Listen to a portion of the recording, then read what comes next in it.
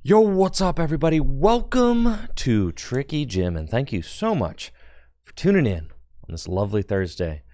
We have got some red hot gym leader challenge action coming your way tonight, and I am very excited to be broadcasting our Gym Leader Challenge League night here at Full Grip Games for you all. We've got some very special guests in the house this evening, players who don't always get to make the trip out to Full Grip Games for Gym Leader Challenge League night. Alexander Holtz, who is the Base Neo champion from about a month ago here on the channel. Our retro Base Neo champ, Alexander Holtz. We've also got two-time league MVP, Alex Carpenter. Going to be facing off against Alex Holtz here in round one. We also have got Chucky here, who was the winner of our last Gym Leader Challenge 3K. So Chucky in the house as well. Very thrilled to have him here. Looks like we've got a great turnout, and we are coming in hot right now. With round number one, I have certainly overbooked myself yesterday and today. Kind of just doing a lot. You ever just have way too many things that you're doing? Worked a double yesterday. I'm working a double today. Just kind of had a project I was working on until like 2 a.m. last night. And had a project, a new Tricky Hideout video that I filmed this morning. So very excited to start editing a new Tricky Hideout video. For those of you who are unfamiliar, Tricky Hideouts is kind of like my side channel. I just upload like kind of fun, very lighthearted, silly gameplay challenges to the Tricky Hideout channel. And it's been a little while since I've uploaded there. Not because I don't want to, but because I just have had a lot going on the last couple months. So, got a new Tricky Hideout video filmed. Also have started working on a new documentary as well. And did my first filming session for my next documentary last night. I was out till like 2 a.m. working on that. So just got a lot of things going on. And very excited to be back with some more Gym Leader Challenge action tonight. I missed last week, but we are back in full swing with week number 8 here at Full Grip Games. Now, for those of you that may not know what it is that you are viewing here, oh no. No. No. This is Gym Leader Challenge League nights. And it looks like Alex has opened Sobble Pass, and Alex Carpenter, I should say Holtz opened Sobble Pass, and Carpenter may have an opportunity to just win this game on turn one, as we can see that Holtz kind of just passed with that Sobble active. That is not what you want to see. Thank you, Jesse Parker, for that Prime sub. Appreciate it. Thanks for the support, Jesse. And really, all Alex Carpenter needs in order to win this game is an energy in a stadium, because Fan Rotom's capable of doling out 70 damage on the first turn of the game. All you need is an energy in a stadium to fulfill the requirement for Assault Landing. I think I see the energy there. Trainer's Mail. Yeah, you got to shuffle that deck, bud. Yeah. We all see you out there, Alex Carpenter. All right, Trainer's Mail. If he finds a state, that is Guz Mahala. It's over. Yep, and that should do it. Tag call for Guz Mahala. And as long as there is a stadium and an energy in the deck, that is a turn one win for Alex Carpenter. Most unfortunate. And Alex Holtz gonna scoop it up. Yep. That is not what you want to see, folks. It's not what you want to see. So very sad outcome for round number 1. Just a turn 1 win for Alex Carpenter. And that is just the way it goes sometimes. Honestly, it's been feeling more and more bad to go first in the Pokemon TCG, not just in Gym Leader Challenge, but in standard format as well, because you can't play supporter cards, things like that. You just, if you don't have a out to like more Pokemon in your opening hand, then you just run the risk of getting run off the table like that, and with Alex Carpenter having access to that Guzma and Hala turn 1, would have been able to go get himself Float Stone, Energy, all that. And it looks like these two might play a fun game here, aware that they are kind of front and center for the whole content thing. So anyways, this is Gym Leader Challenge League Night that we're going to be watching here tonight. For those of you who are unfamiliar with Gym Leader Challenge is a custom Pokemon TCG format. The most popular alternate format in the Pokemon trading card game. And it is enjoyed by thousands and thousands of people all over the world. And played exclusively at leagues dedicated to Gym Leader Challenge format all over the world as well. I know there are Gym Leader Challenge leagues in Japan, Brazil, the UK, lots of Gym Leader Challenge leagues. And the rules are simple. It's a singleton format, so you can only play one of each card except for basic energy in your deck. One of each card with the same name, so that's singleton trainers. That is singleton Pokemon and singleton special energy. But basic energy can play as many as you want, of course. And then also it's a mono type format, so you can only play one type of Pokemon in your deck. You can see in this particular situation here, we have got Alex Holtz on the right with Water and Alex Carpenter on the left with Colorless. And then the final rule is that there are no rule box cards allowed in Gym Leader Challenge format. So that means no EX Pokemon, V-Stars, Radiance, or anything like that. So it's kind of like Pauper, it's kind of like Commander, it's just it's its own custom Pokemon TCG formats, which is a lot of fun to play if you ask me. So Alex Carpenter are going to have a great turn 1 going first here in this this fun match. Gets fully set up thanks to Fan Rotom, and with a combination of Squovit and Oranguru, he's able to put his hand on the bottom of the deck and use that Instruct ability to fill his hand up to 3 cards again. Just kind of getting a good turn there. Double Turbo Energy on Snorlax, about as good as it gets for the first turn in the game. Yo, and huge thank you to Z-Man Cuddles for that Prime sub as well. I appreciate that. Thanks for the support, Z-Man. Prime sub and the 25 months. Thanks for the support. We'll see if Alex Holtz can have a better, a little bit of a better go this time around. He's got Quick Ball, discards a Water, gets Sobble into play. Also has N.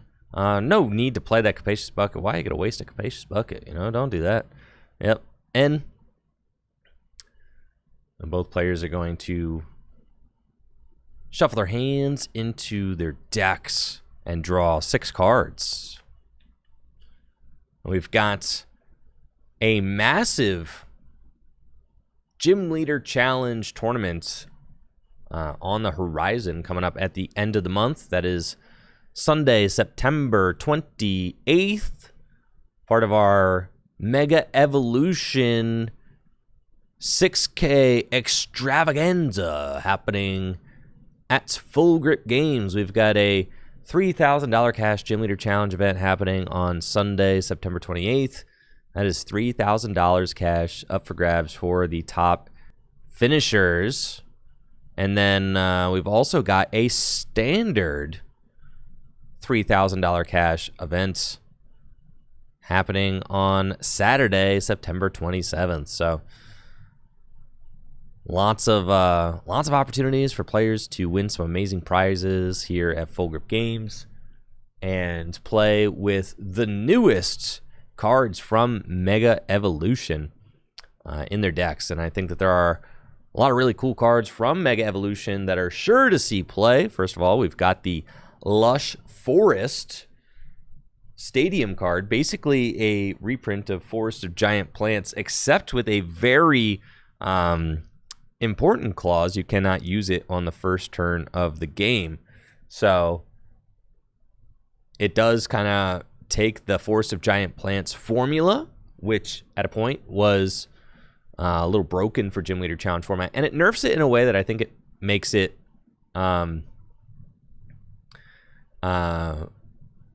much more balanced, right? Because being able to spam evolutions into play on the first turn of the game is kind of obnoxious, but starting on turn 2, every deck can spam evolutions into play on turn 2, so I think giving grass a little boost starting on turn 2 is quite nice, and should help grass a lot in Gym Leader Challenge format. And then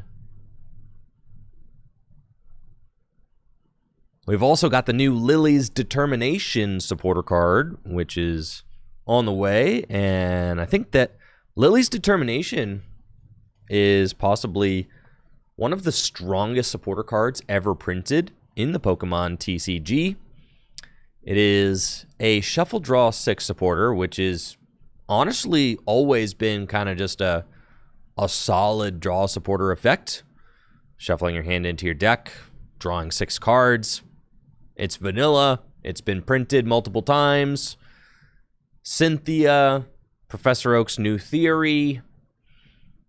But Lily's Determination has the added effect that if you have 6 prize cards remaining, you get to draw up until 8 cards instead.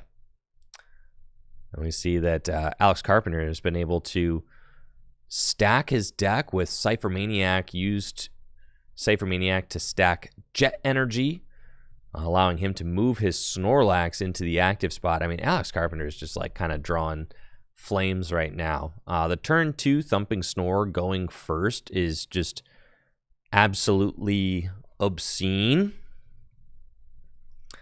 That is very strong. Getting the Snorlax into the active spot. Going to be swinging for 160 damage. Enough to knock out this Whalmer.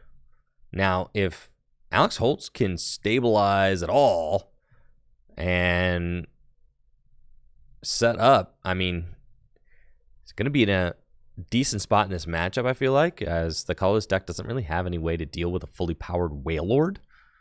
But that might not be the easiest thing to accomplish. See, Alex Holtz has got Evolution Incense here. Frostmoth in play. Can use Evolution Incense to go search out a Evolution Pokemon, maybe Drizzile or Octillery. We'll see which one he chooses. But yes, we have got the Mega Evolution 6K happening at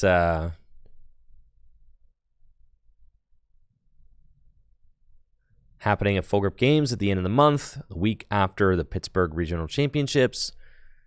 And standard players have got a lot to look forward to, as well as Full Grip Games has just announced our standard 5K Invitational, which you can earn an invite to if you finish in the top 8 of any of our 4 release weekend standard events throughout the year. There are 4 major sets released in a year, so we're going to have 4 major set release tournaments. And if you top 8 one of those, you get an invitation to compete in our free invite-only 5K tournament, which is going to be hosted in August 2026. So there will be 41 invites handed out to that tournament, and it's a free 5K. So if you earn an invite to that event, then you got a pretty decent chance of earning some money here at Full Grip, because there's only going to be 41 invites handed out, and to be one of those 41 players competing for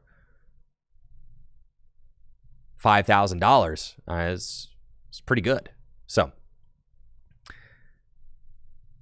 Alex Holtz here has got some really solid draw, actually. He was able to find Octillery, used Abyssal Hand, drew into Drizzile, used Shady Dealings, and now he's got a Kyogre on his bench and a Colorless for 9. Shuffle his hand into his deck, draw 9 cards.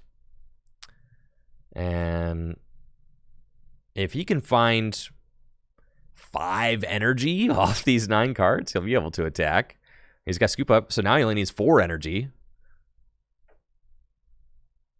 And if he finds like a bucket, he just misses actually, but he was pretty close to being able to swing with Kyogre. He found 2 energy and a Scoop Up Nets.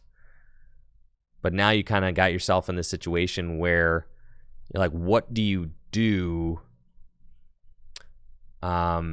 You have to certainly put some energy down into play, but now you are in this really risky situation where we see that Alex Carpenter's got Guzma in hand, right? So, like, I think Alex Holtz, weirdly, the best play for Alex Holtz to make right now is to, I don't know if Frigibax is in deck, but if Frigibax is in deck, you want to go get Frigibax. But if Frigibax is not in deck, then you kind of want to Scoop Up Net the Drizzile. But before you do that, you want to accelerate 2 water energy to Kyogre, Scoop Up Net the Drizzile, and then use Kyogre's first attack, which allows you to search your deck for water energy and attach it to it.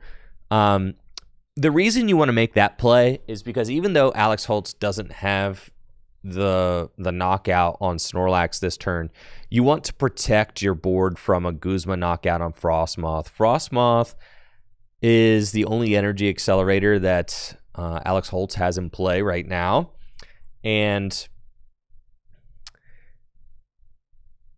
if the Frostmoth goes down, then Alex Holt's not going to be able to accelerate any energy into play, so he'll be stuck for a turn not doing anything, right? Which is not great. So you want to basically get 3 energy onto your Kyogre so that even if Alex Carpenter does have Guzma knockout on the Kyogre, which he does, right? Or Guzma knockout on the Frostmoth, which he does, then that means that Kyogre will be able to take a knockout next turn with a single energy attachment from hand. So it's plays like that that can kind of like protect your board. And we'll see if Alex sees the... he goes like halfway there, right? 2 energy to Kyogre and then pass.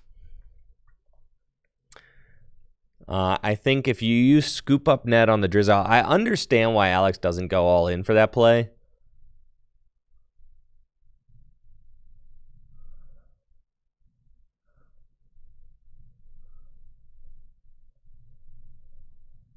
But as we can see here, Alex Carpenter does have the Guzma on the Frostmoth, which is pretty much the worst case scenario for Alex Holtz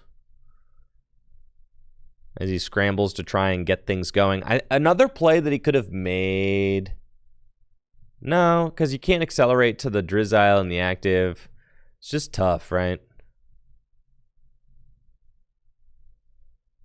Yeah, I think that the best play, it would have felt bad, but I do think that the best play would have been to get that Kyogre in the active spot and use that that first attack, wave summoning or whatever it is, to go get another energy on board. That would have been good.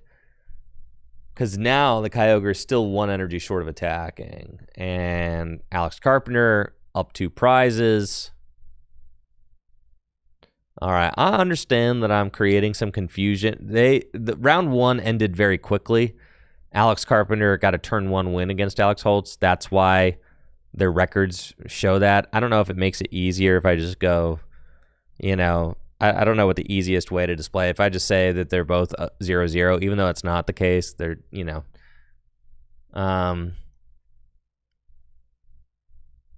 So yeah, I don't know what the. I guess if I just leave it at 0-0, it creates less confusion, but also, yeah, I could go fun game, right? Fun game. There we go. Oh, this is the answer for sure. 1-0-0-1. Bang. Got it. There we go. This is how we do it. Yeah, Holt's certainly in a predicament in this game. It's not great.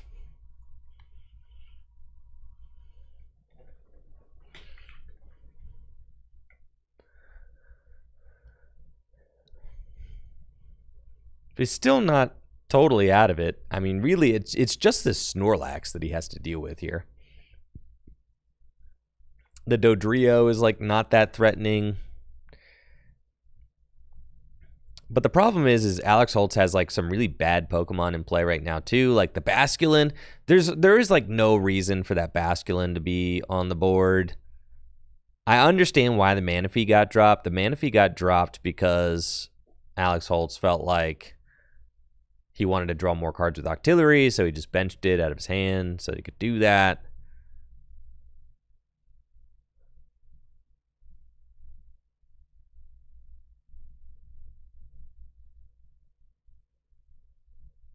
Yeah, Alex definitely needs to get an energy drop on the Kyogre this turn.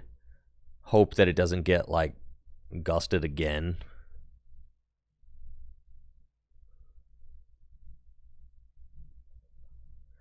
Is there a Hisuian Basculegion in this list? I don't think that there's a Basculegion in this list. And the reason that I say that is because this is just this is Trevor's list from the last 3K with a Hex Maniac in it. And I know that because I gave Alex this deck before the tournament. So with that, I can say that I'm pretty confident that that Basculin just should not be there.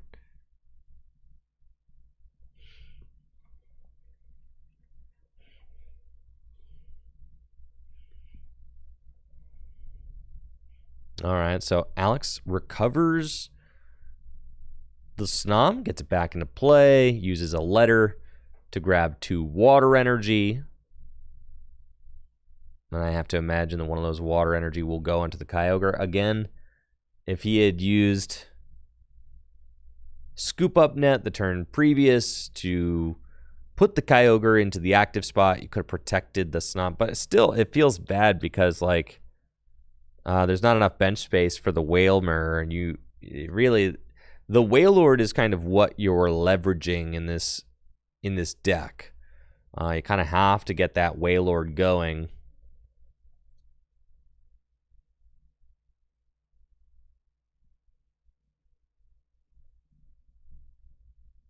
Yeah, but the wave summoning, if the wave summoning had happened last turn, then Kyogre would be attacking. It's like, right, like basically using wave summoning last turn kind of guarantees that you either keep Frostmoth or get a valid attack, right?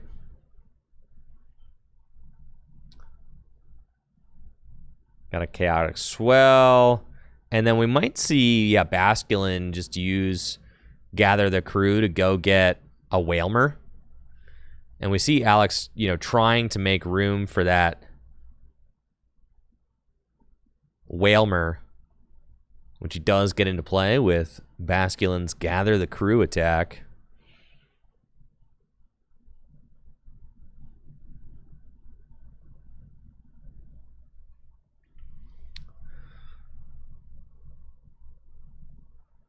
Alex Carpenter finds that Hop Snorlax off his prizes with the Hisuian Heavy Ball.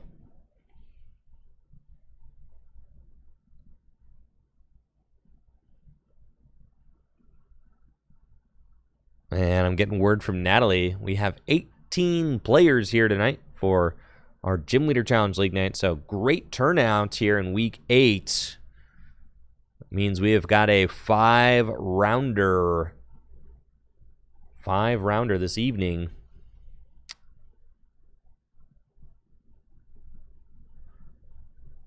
Five whole rounds of Gym Leader Challenge action. Doesn't get much better than that, folks.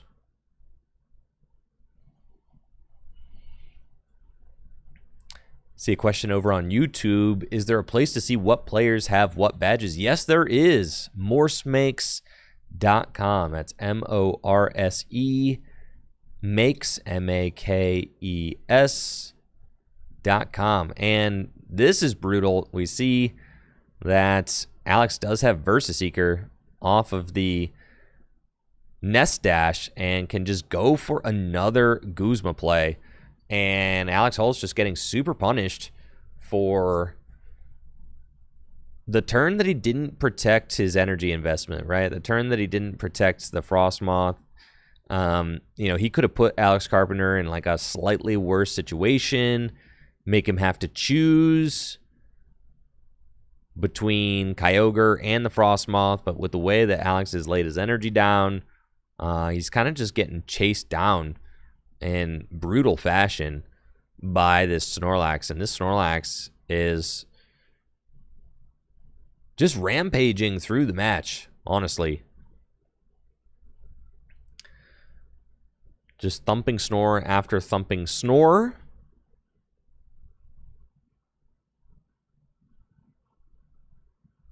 Back-to-back Guzmas. Like turn two thumping snore followed by turn 3 Guzma thumping snore, turn 4 Guzma thumping snore. What? It's as good as it gets, right? You're just kind of picking your opponent apart. It doesn't happen every game. But I think that, sometimes when you got it like that, you got it like that. We see Alex Holtz trying to scramble to figure things out. Funny enough, Alex Holtz can still win this game. It is not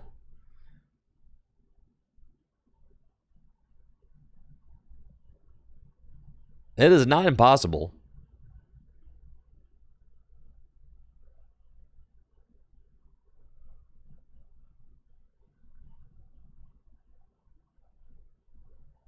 We got a Wailord coming down now. Water energy attached to the active Basculin. And then could be like Irida for Frostmoth. Superior energy retrieval, right? Might get there. And that just might be it. And it looks like Alex Holtz might actually be on his way to finally getting the Wailord out and attacking. That is the dream, right? Wailord with the Hydro Pump attack. Going to be dealing 210 damage for just 4 energy. It's got a extremely large 240 hit points.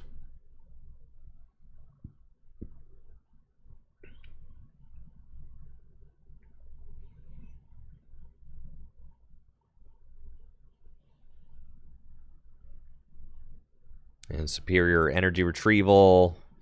Hopefully get 4 energy. Yes, there are 4 in the discard pile. And then Frostmoth can use that Ice Dance ability.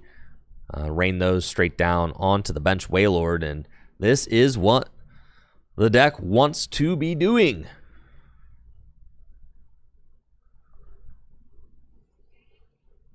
Sobbled down, Abyssal Hand.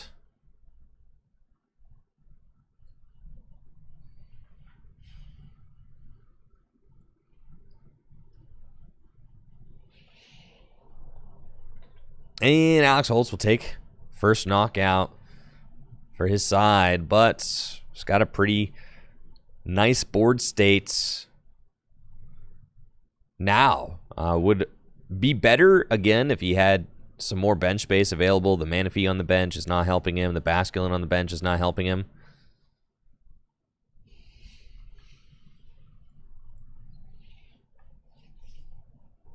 Would be better to have a backup attacker at the ready.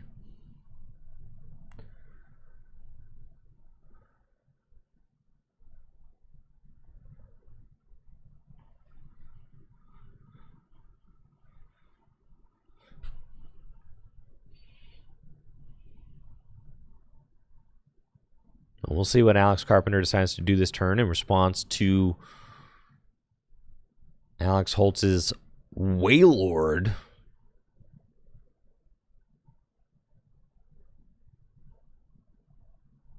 A lot of draw happening on Alex's side. Again, he's got the Oranguru, which he can use to fill his hand to 3 every turn. And then he's got Cinccino with the Make Do ability, allows him to draw 2 more. And then, of course, Dodrio, which you can see has 4 damage counters on it now, with the Zooming Draw ability. So a lot of draw on Alex's side, but Dodrio is really the only backup attacker Alex Carpenter has going on right now. We can see Alex Carpenter deciding to use Hex Maniac this turn, just swing with Ballistic Beak, which is fine. It kind of stops Alex Holtz from doing anything too fancy this turn. Ballistic Beak, swing for 130 damage. I think it's 130.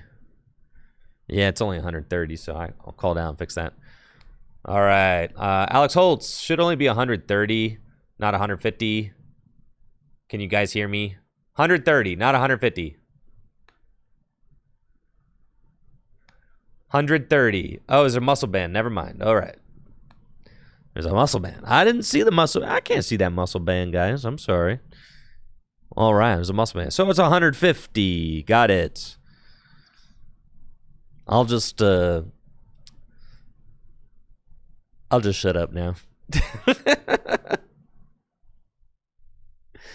Yes. 150 damage with muscle bands. And with the Hex Maniac, Alex Holtz evolves into Drizzile, but can't use the Shady Dealings ability.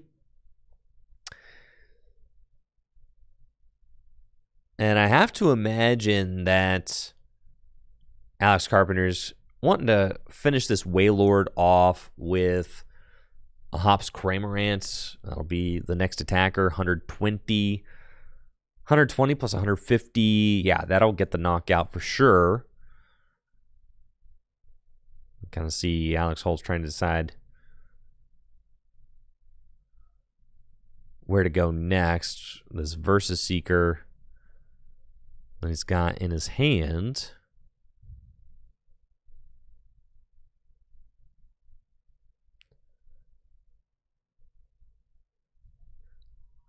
He's already starting to load up the Inteleon and decides just to take the knockouts. Wailord with the Hydro Pump KO, 210 damage. We'll see what Alex Carpenter decides to do to respond. He's got Special Charge, which he can use to toss that double turbo energy back into the deck.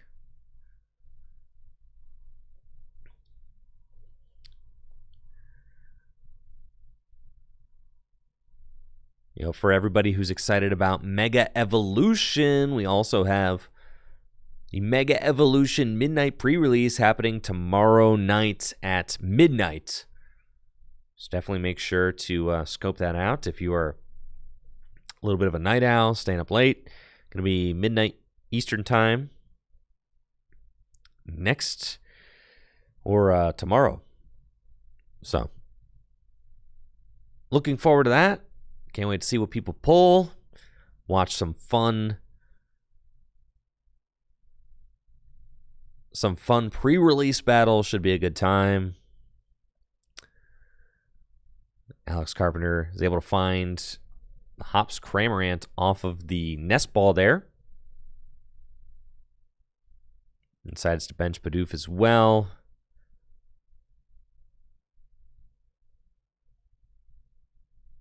Capture energy, and we'll be able to go to 2 prizes remaining thanks to Hops Cramorant. Still, though, I mean, not a guarantee that... not a guarantee closing this game out. I mean, Alex Carpenter had a lot of time to work with as far as like getting extra energy into play thanks to that early rampage with the Snorlax, but now does have Raihan in hand. Does have this Hops Cramorant, might be able to go 2 turns in a row with Hops Cramorant. Carpenter going to just 2 prizes remaining now.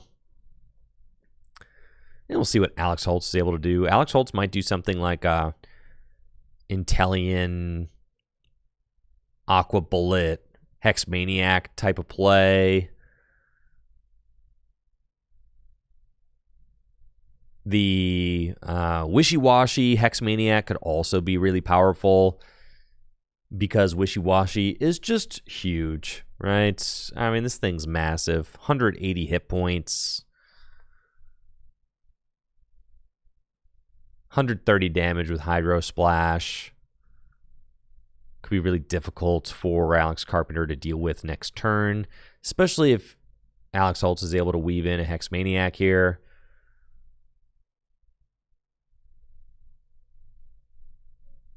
Alex Holtz certainly not in a great spot, but not impossible to imagine him winning this game either. And that's simply because of the lack of energy that Alex Carpenter has in play. I mean, really, it's just the one energy on the active Hops Cramorant. The thing that Alex Carpenter does have in abundance is draw power.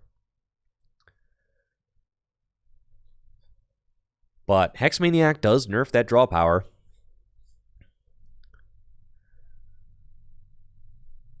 And it looks like Alex Holtz unable to find an additional energy, so will not be able to use Hex Maniac this turn. Unless he can go Ultra Ball for Inteleon and then find an additional energy card. No Inteleon in the deck. Ultra Ball for Frigibax, and then we might see a Research. He discarded the Inteleon with Superior. Sad. Yeah, it looks like we're going to see a Juniper. Discard, draw 7.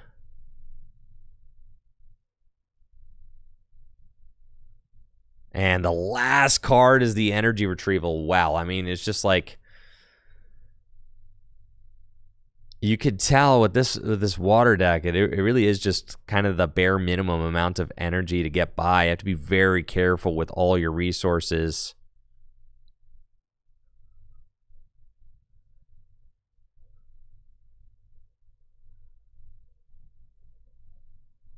And then Alex has got Retreat into the Wishy-Washy. I have to imagine now that, I mean, Alex is just very close to very close to decking out, very close to running out of resources.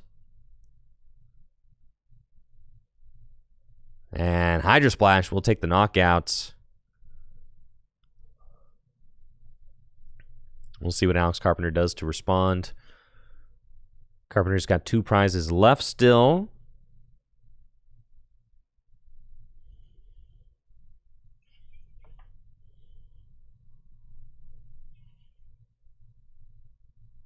Raihan in hand, but doesn't have an attacker worth using Raihan to accelerate energy onto.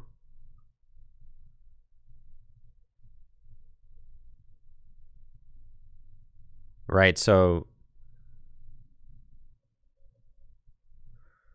we'll see. All right, here we go. Raihan. Get the water energy to a Rangaroo? Okay. Are we thinking we're going to see some psychic action? All right, and Night Stretcher. Yeah, Psychic does 60 damage, plus 20 more damage times the amount of energy attached to your opponent's active Pokemon. And Hops Cramorant coming back, but Hops Cramorant cannot take the knockout on this Wishy-Washy. And it's only doing 120 damage. If Alex Carpenter finds the Hops Choice Band, then that's 150 damage, but still not a KO. Maybe Alex Carpenter's thinking that Wishy-Washy's scatter ability will activate, tossing it back into the deck. We'll see. Tails, and the Wishy-Washy goes back to the deck with scatter, and it is a head, so the Wishy-Washy stays.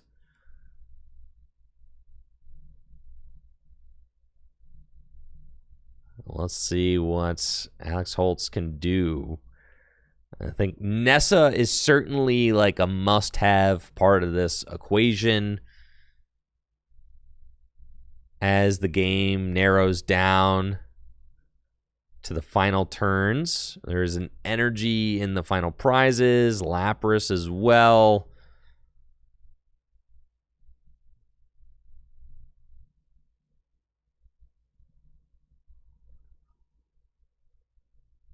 I'm wondering if Nessa is in the bottom couple cards. Guzma, the Oranguru, is quite good here because Hops Cramorant will no longer be able to attack now that Alex Holtz is on 2 prizes remaining. So the Hops Cramorant not really getting it done, though this Fan Rotom can certainly finish the job. Question is, will Alex Holtz be able to actually launch another attack? I don't know where Nessa is, if it's still available. If Nessa is down, then I think that Alex is just out of resources completely, but I think Nessa is still in the deck.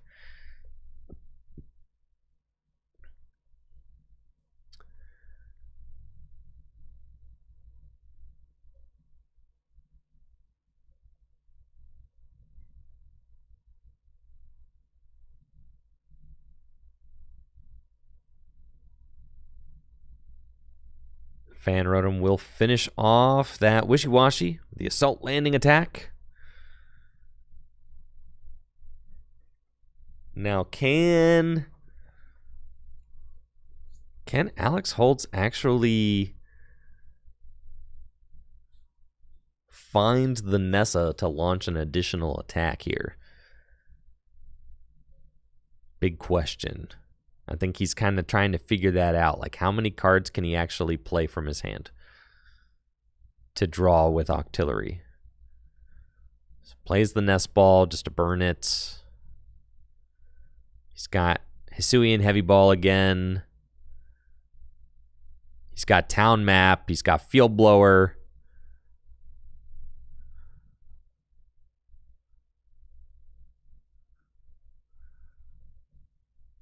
Didn't get the energy off of his prizes, unfortunately. I think he can bench Lapras, play the Town Map, and draw maybe 2 cards. But he also needs to not deck out, right? I think he draw 1 card. 1 card? Yep. Octillery for 1. Is it Nessa? It's not. It's not. So I think he just is unable to do anything. He needs the Nessa desperately in order to get an additional energy back, and I just don't think that he has an out now.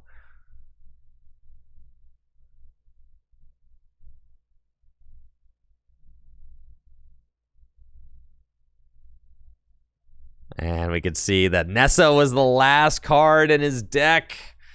So Alex Holtz just scoops it up. Unfortunate couple of games there for Alex Holtz. Joining us for League Night tonight, Alex Carpenter emerging victorious 1-0 here at Gym Leader Challenge League Night. We've got 18 players in the house tonight. 18 players.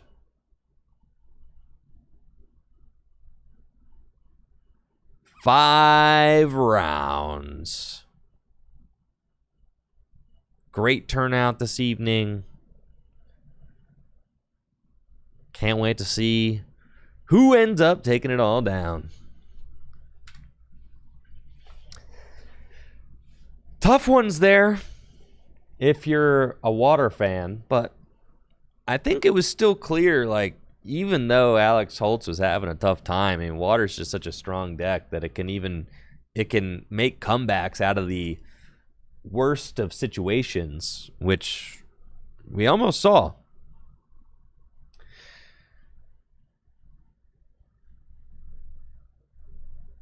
Let's getting into round number 2 right away. I was gonna say I am stoked to see what we got for round 2. I was gonna bring up the badge board. It looks like Alex Carpenter last week was able to win with grass. Holy cow, I missed a grass win with Alex Carpenter. Dang. You take 1 week off, chat. 1 week off. All right, well, let's flash the badge board real quick. Yo, shout out to Ben Morse, who we are going to be featuring on stream this round, okay? So shout out to Ben Morse, runs the morsemakes.com. This is the 2026 badge board here at Full Grip Games. And we see Alex Carpenter was able to win with his grass deck last week. And it looks like it was the Wo-Chen grass. That's pretty beast. Deck uses Cherim, Spring Bloom ability to accelerate energy into play. You got Torterra, you got Wo-Chen, you got Badu, you got Z-Money here, Jungle Whip. Cool. So, yeah. Alex Carpenter, 2-time Gym Leader Challenge League winner. On pace yet again for another great season. And is already in the badge lead here for the 2026 season. All right. Coming up next, we have got Chucky Davis on the left versus Ben Morse on the right.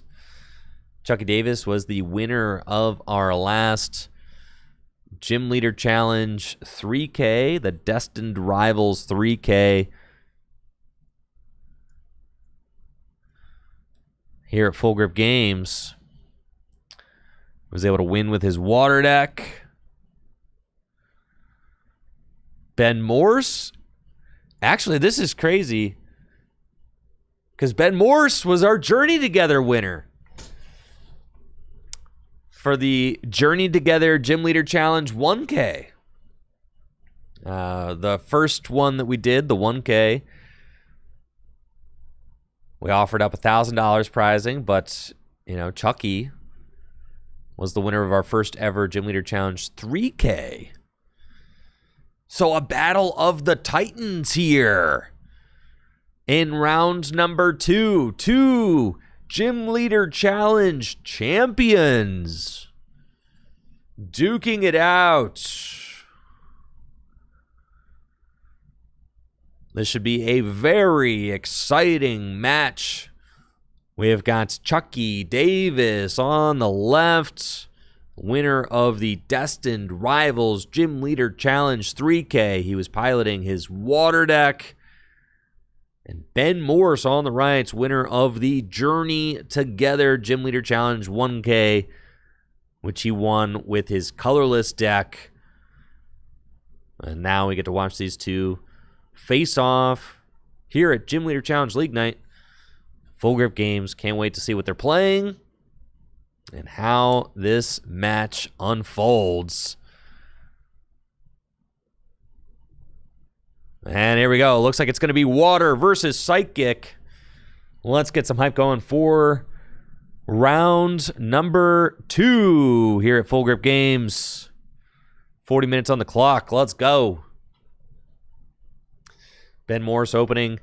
Wobbuffet. Probably the strongest lead you could ask for in the Psychic deck. It's got the Bide Barricade ability, which says as long as this Pokemon is your active Pokemon, each Pokemon in play, in each player's hand, and in each player's discard pile has no abilities except for Psychic Pokemon. So that's going to completely shut down this Water engine from Chucky. And there are a lot of good Water abilities that Chucky will want to have access to. Looks like Chucky is maybe playing a version of Water that relies on Melodic. I think that if this is not Special Waves Wailord, it's probably a deck that utilizes Frostmoth and Melodic. There's a Melodic that allows you to get a card back from your discard pile. Sparkling Ripples. It's probably the one that we're going to be seeing here. Thank you, Ryuxter, for that Prime sub over on Twitch. I really appreciate it.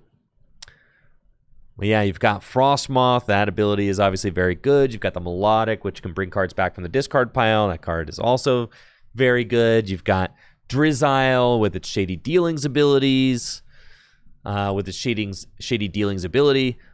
those abilities getting shut down by the Wobbuffet and its Bide Barricade ability.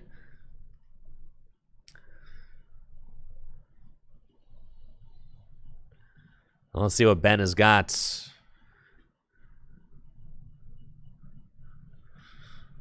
Looks like potentially an N incoming. But first, Psychic Energy to Wobbuffet. I agree with Ben's decision to not play the Parallel City. It's something that I see a lot is players will try to play Parallel City like almost proactively to try to stunt a setup, right? And I understand the temptation to want to do that because you think to yourself, well, if I can get this Parallel City to stick, then my opponent won't be able to fill their bench up to 5. However, that just doesn't really work very often in Gym Leader Challenge format. A lot of players play, decent stadium counts.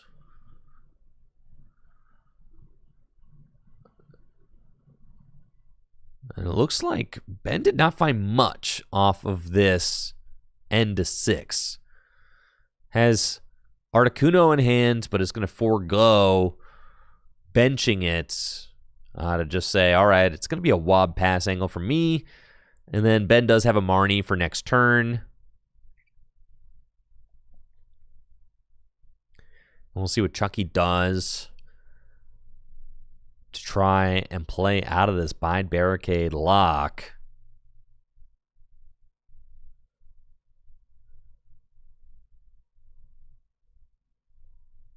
He's got that Hisuian Basculin on the bench. And Arvin, go get a tool and an item card.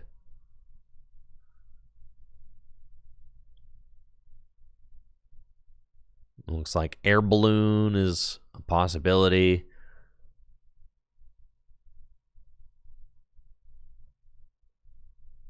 But yeah, I don't love kind of proactively playing Parallel City, as there are better opportunities to use Parallel City, especially against a deck like Water that really wants to have a wide bench.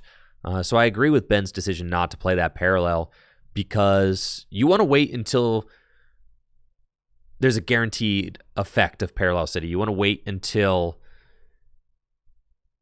you can actually force your opponent to remove some of their bench Pokemon with Parallel City. And we see it was actually a very clutch decision for Ben to not bench that Articuno last turn because Chucky did have Escape Rope available to him in his hand. So he would have been able to push that Wobbuffet out of the active spot and potentially break that Bide Barricade lock. But Ben is going to send that Escape Rope to the bottom of Chucky's deck. And Ben, thankfully, is able to find a Nest Ball so he can start setting up some additional Pokemon. I imagine he's going to want to see probably a Ralt so he can evolve into Curlia with its refinement ability. May also want to start getting this Xatu set up with the Clairvoyant Sense ability so that he can accelerate some energy into play. Mystery Energy on the Wobbuffet is actually a really good place for that Mystery Energy to be. Mystery Energy makes it so that your Pokemon has 2 less retreat. Your Psychic Pokemon that it's attached to has 2 less retreat cost. And Wobbuffet's got a retreat cost of 2. Psychic Assault's going to dole out just measly 10 damage, but Ben's board is looking a bit stronger now with a Ralts and a Natu on the bench. Chucky's going to get his first energy attached and just has to pass. That Marnie proving to be very effective as Chucky gets put to a 4-card hand with almost no playables, just a water energy drop to the Wailmer and a pass. Ben top decks Level Ball, which he can use to go get Curlia online, and we're going to start to see some refinement abilities. Ben will start turning through the deck now.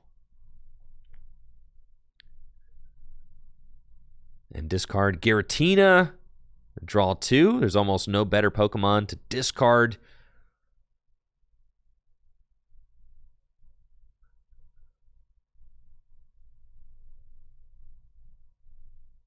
And Giratina has got the Distortion Door ability, which allows it to come back from the discard pile. And when you bring the Giratina from the discard pile to your bench with Distortion Door, you get to place a damage counter on 2 of your opponent's bench Pokemon.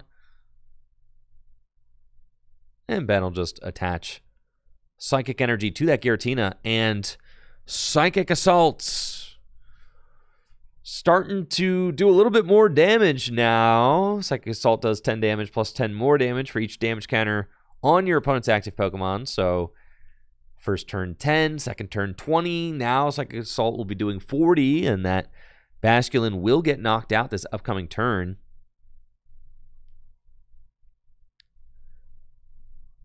And another pass from Chucky. The Marnie Wob proving to be devastating. And Ben discarding Raihan with the effect of Refinement. Not worried about that Raihan supporter saying, you know what? In order for Raihan to be good, you actually have to take a knockout. Maybe Ben thinking that Chucky is nowhere near knockout capability right now, as Ben just slowly starts asserting pressure. With Wobbuffet, Ben does have Hex Maniac in hand. I don't want to see Ben play this Hex. I would rather see Ben save Hex for next turn with Giratina. It's just like a better time to play it, in my opinion. But this is kind of like an extra safe play. You know, play the Hex Maniac, take a knockout with Wobbuffet.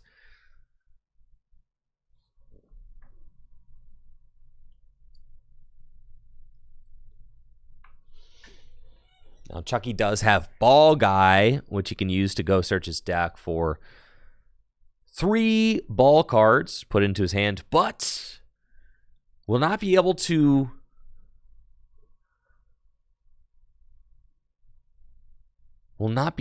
proc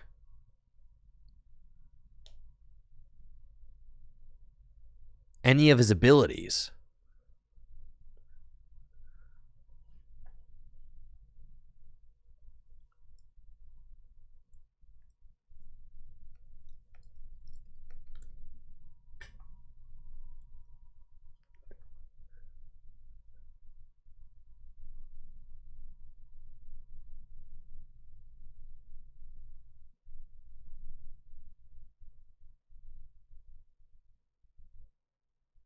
Not only because of the Wobbuffet, but also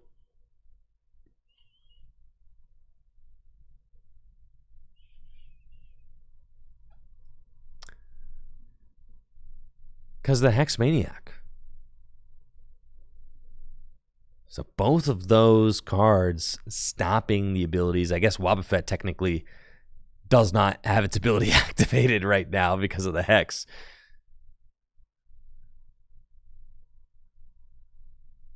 But with reversal energy, holy smokes. All right, Wailord actually getting in the paint. And here we go. We've got ourselves a game with Wailord reversal energy. And Chucky ties things up. Wow. And it's for that reason I think that Ben would have been in a better place to not play that Hex Maniac last turn. I think that was like a little bit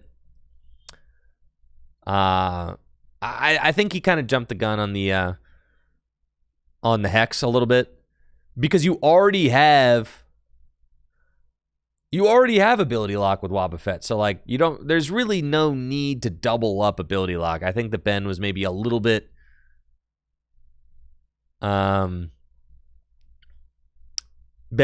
worried about like an escape rope play or something like that.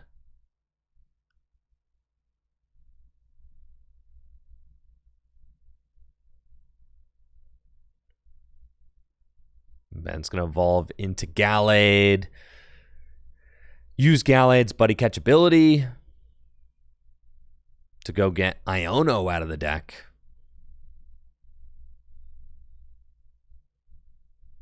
And you see how good a card like Reversal Energy is when combined with Wailord. Reversal Energy counts as 3 Rainbow Energies when attached to an evolution Pokemon if you're behind on prizes. So a perfect card for Wailord to utilize.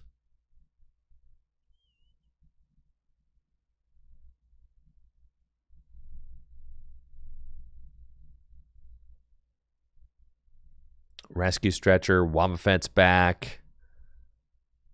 Iron Boulder, Darkness Energy to Giratina and Iono.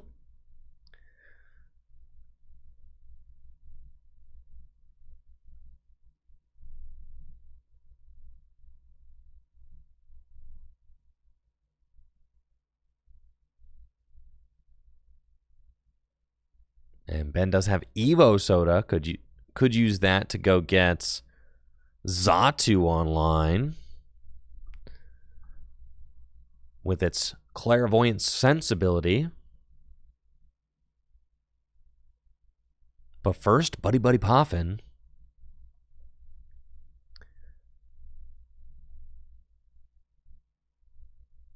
And that's one of the things about Wailord, this Hydro Pump Wailord, is that a card like Mimikyu with the Copycat attack does not really effectively counter Wailord. This Mimikyu is very good against many cards in Gym Leader Challenge formats, but notably quite bad against this Hydro Pump Wailord. And that's because Wailord only does base 10 damage and 50 more damage for each water energy attached to it. And the Mimikyu, not going to have any water energy attached to it.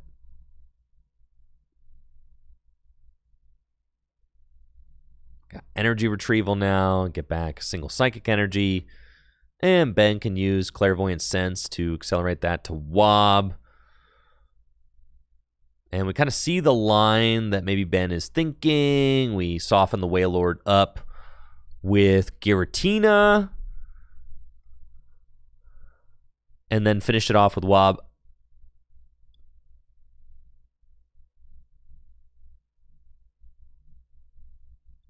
And with the effect of Shadow Impact, Ben also places some damage on his own Xatu, with the hopes of maybe eventually moving that damage off with Monkey Dory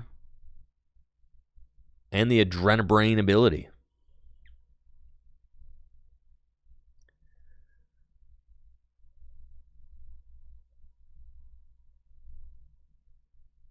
And here goes Chucky with Melodic. Melodic's got the Sparkling Ripples ability, which allows you to pull a card from your discard pile back to your hand. Am I saying the right one? I'm pretty sure there's multiple Melodic. Is it Sparkling Ripples? Yeah, because the other one's Energy Grace. That's right. So Chucky going to use Melodic, Sparkling Ripples. Grab that Dive Ball.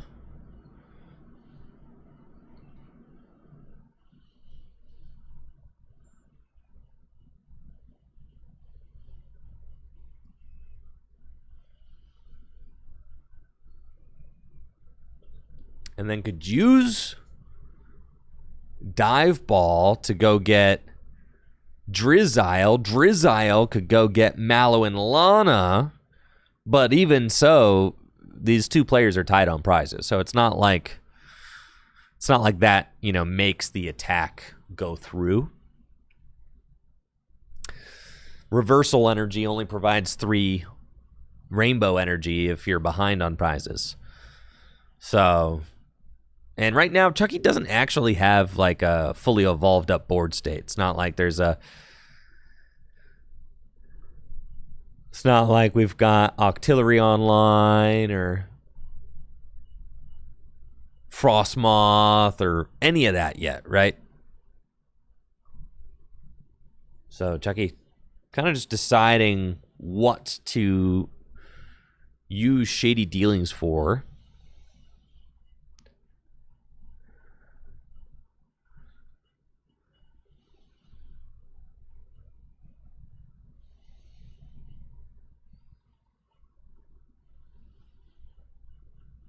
It looks like maybe Chucky needs something off the prizes, so he's going to get Gladian.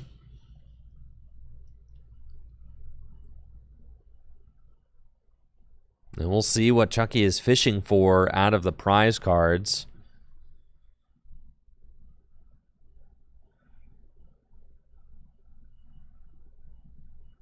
Gladian. I didn't catch that. Could be Frostmoth.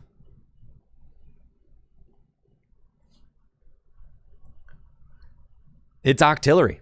Yeah, that's another good one. Sure, no Moth in play yet. We've got the Cover Fossil, which is big. Water Energy attachment to Wailord. Still can't attack. Cover Fossil can evolve into Tortuga, and Tortuga, that's a pretty gnarly attacker. It's got the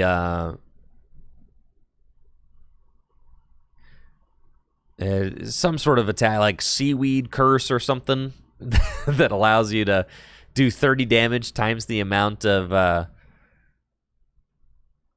I'm actually shocked that Ben is not sending Wobbuffet here. You just send Wob. Like, don't stop thinking about it, right? Like, you have to send Wob.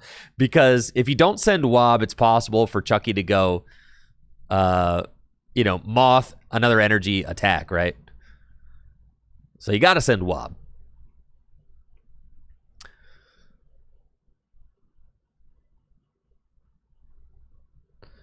And Chucky just has to pass, right? So good call there from Ben. Because now, Ben's got Gallade in play. And when you have Gallade in play, you can do anything. You can search your deck for whatever supporter you want every turn, thanks to that Buddy Catch ability. And that probably means that this turn, Ben is going to go get Boss's Orders or Guzma to finish off the Wailord while having Wobbuffet in the active. And keep in mind, Chucky did just burn his escape rope for effectively nothing, right? Like, he played the escape rope, I think, to try and hide his Wailord, but there is no hiding, right? Like, you can't hide the Wailord because Buddy Catch is online. So you could just go get the supporter to go bring the Wailord back up. So I think that's a little bit of a misstep from Chucky there, burning the rope. And we do see Gallade's Buddy Catch ability. I expect it to be Boss's Orders or Guzma. Here's a Guzma. And with the free retreat of U-turn board and maybe Dimension Valley or a second energy on the Wob, this is going to be a critical play. Absolutely massive turn here from Ben. Mysterious Treasure, going to discard Battle VIP Pass, can go get another Psychic Pokemon on the deck. It's going to be Monkey Dory.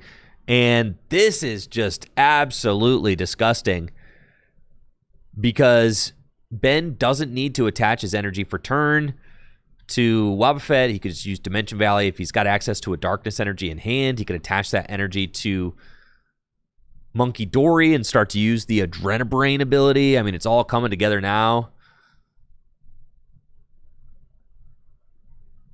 And here is the Darkness energy on the Monkey Dory. Adrenabrain now active. Dimension Valley online. Dimension Valley makes it so that all of Ben's Psychic-type Pokemon's attacks cost 1 colorless less. That's including Wobbuffet. And then Adrenabrain can move 3 damage counters from Ben's benched Xatu to Snom, put it up to 40 damage, and then Psychic Assault for the knockout while Bide Barricade is still active. So an absolutely massive play there from Ben. Ben able to neutralize the Wailord, lock abilities with Bide Barricade,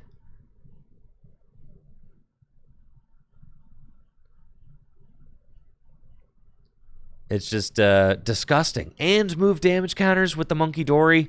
Pretty much the perfect turn from Ben Morse. Not just the perfect turn, Ben Morse has also got the perfect board, but wait, an Avery from Chucky.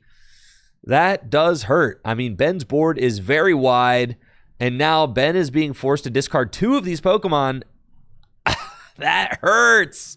Oh, that hurts so bad. I feel like you gotta discard the monkey. I mean, it can't be worth it to keep the monkey here, right?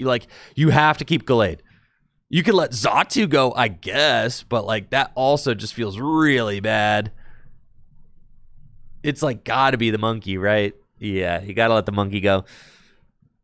Avery makes it so that you get to draw 3 cards, but you also limit your opponent to just a 3-card bench. So Ben with some tough discards there.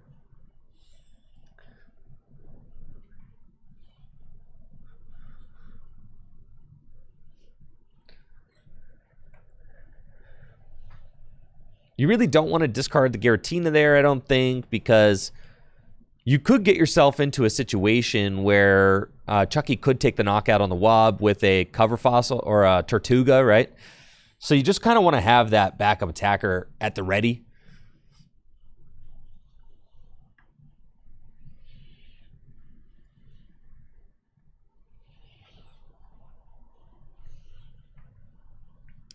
We see Chucky just use that Call for Family attack to go get Wailmer back online.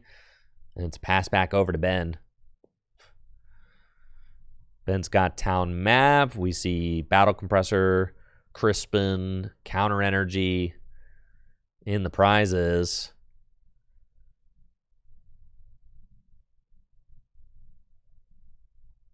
And Gallade's Buddy Catch. I'm gonna grab another supporter from the deck. We'll see which one Ben decides to go for. I feel like this is a kind of a classic Cynthia and Caitlyn turn. Just like go get Guzma back, right? Like go get Guzma back, knock out the Snom with Wobbuffets.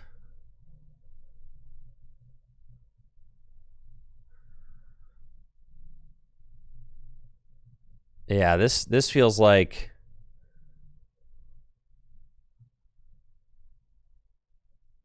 Tulip's also not bad. I kind of like Cynthia and Caitlyn here, though.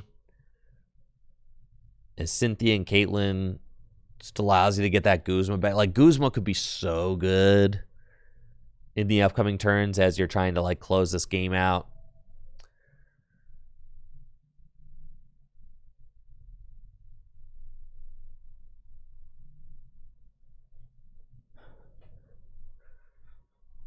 You got Tulip.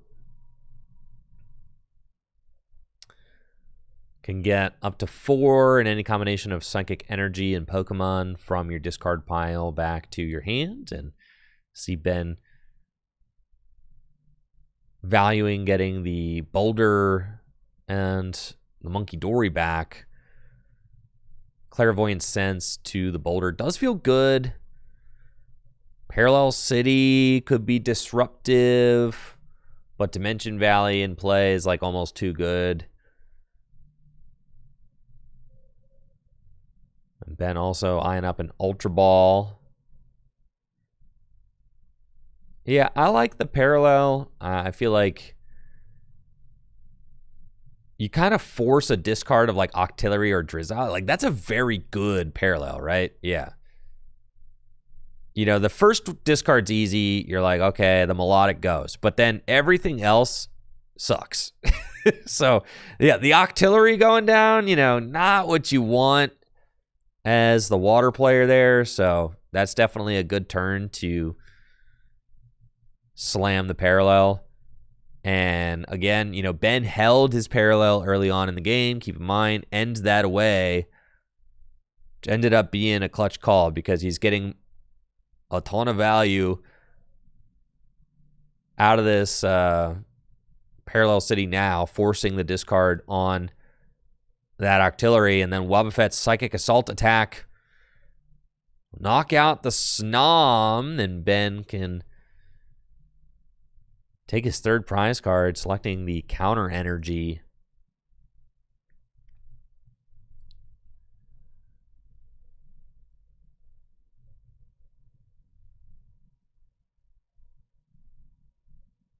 And now, I mean, Chucky is just had multiple Pokemon get knocked out by Psychic Assault this game. That's the third knockout that Wobbuffet has taken, which is just a brutal thing for a ability reliant deck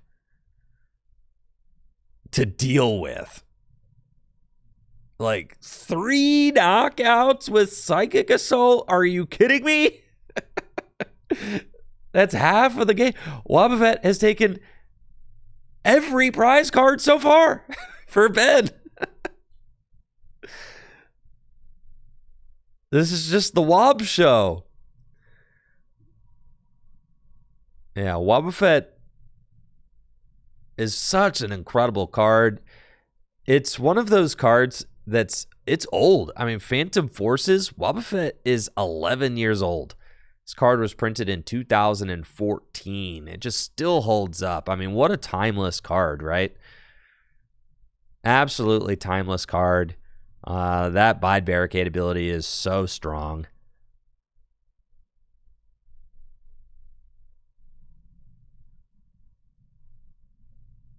We see Chucky's got a teammates here.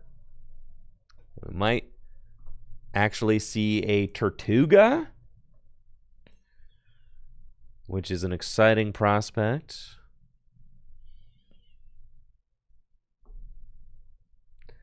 Yes, Tortuga. I wasn't kidding. It's called Ancient Seaweed is the name of the attack. Tortuga's got that Ancient Seaweed.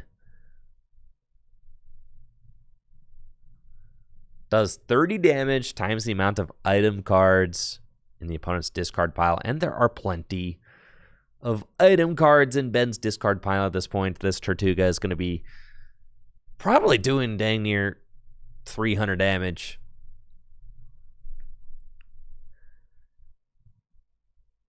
Night Stretcher. Going to bring back Phoebus.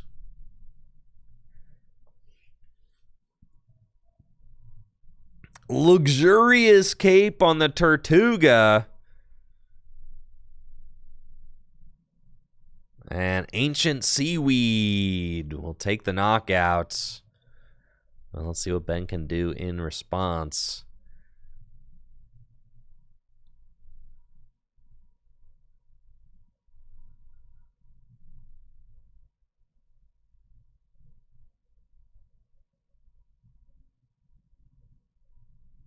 We see Ben taking a quick peek at Chucky's discard pile. See what he's done. Extended so far. Yo, this is crazy. All right. So Ben plays Muscle Band. He could hit 190 damage with his benched Iron Boulder. If he can recover Adrenabrain Monkey Dory, Adrenabrain that 10 damage over, go Muscle Band 190, that could be a 2 prize take for Ben. I mean, it's possible. The line is there. I just don't know if Ben can get the darkness energy back for the Monkey Dory, or get the Monkey Dory back for that matter. Ooh, and you got to say, Ben is probably thinking about a Mimikyu, right? Because you saw Ben check how many items Chucky had in the discard pile. It could be a Mimikyu copycat Ancient Seaweed angle, which would also be kind of disgusting, right? If Chucky's got enough items in his discard pile, Mimikyu could copycat that. And then there is a Muscle Band in hand, so if Ben has, you know, if Chucky has enough items in the discard pile,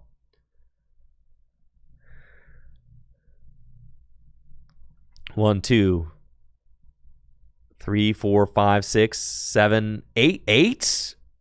I mean, that, yeah, it's enough, right? Easily. Yeah, I like, there's at least 7 items in that discard pile right now. Gosh, and that Ancient Seaweed attack just adds up so fast. It's absurd. And here comes the Mimikyu. I know Ben has got Malamar in hand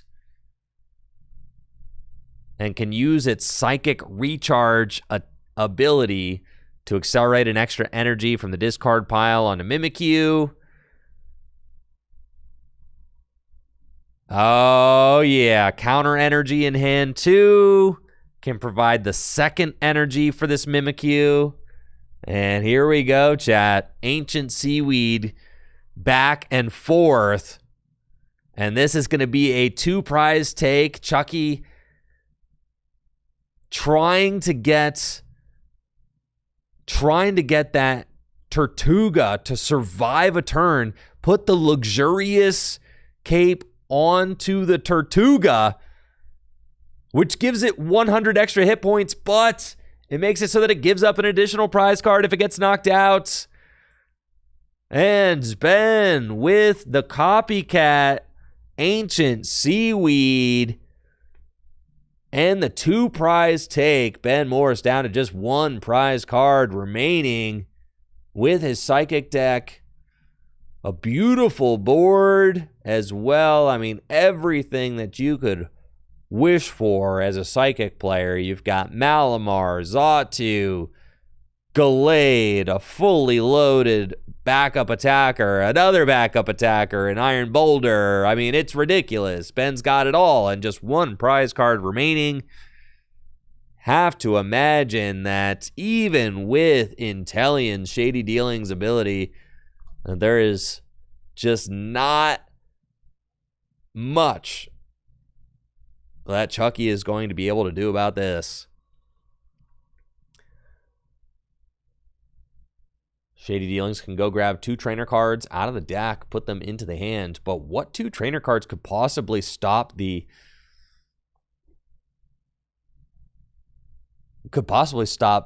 board that Ben has?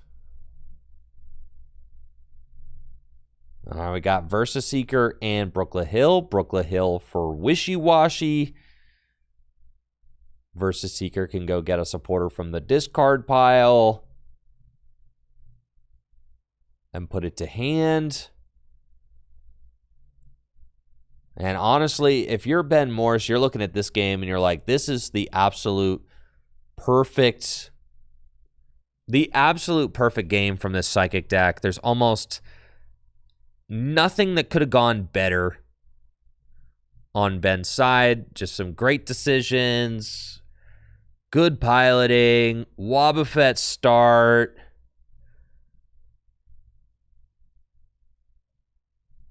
Just a fantastic game start to finish. I mean, Chucky had a early response with the Wailord, but then with 3 knockouts from Wobbuffet, 3 Wobbuffet knockouts, just absolutely crazy. And even with Chucky going for the Tortuga Hail Mary, just getting copycatted. Feels so bad.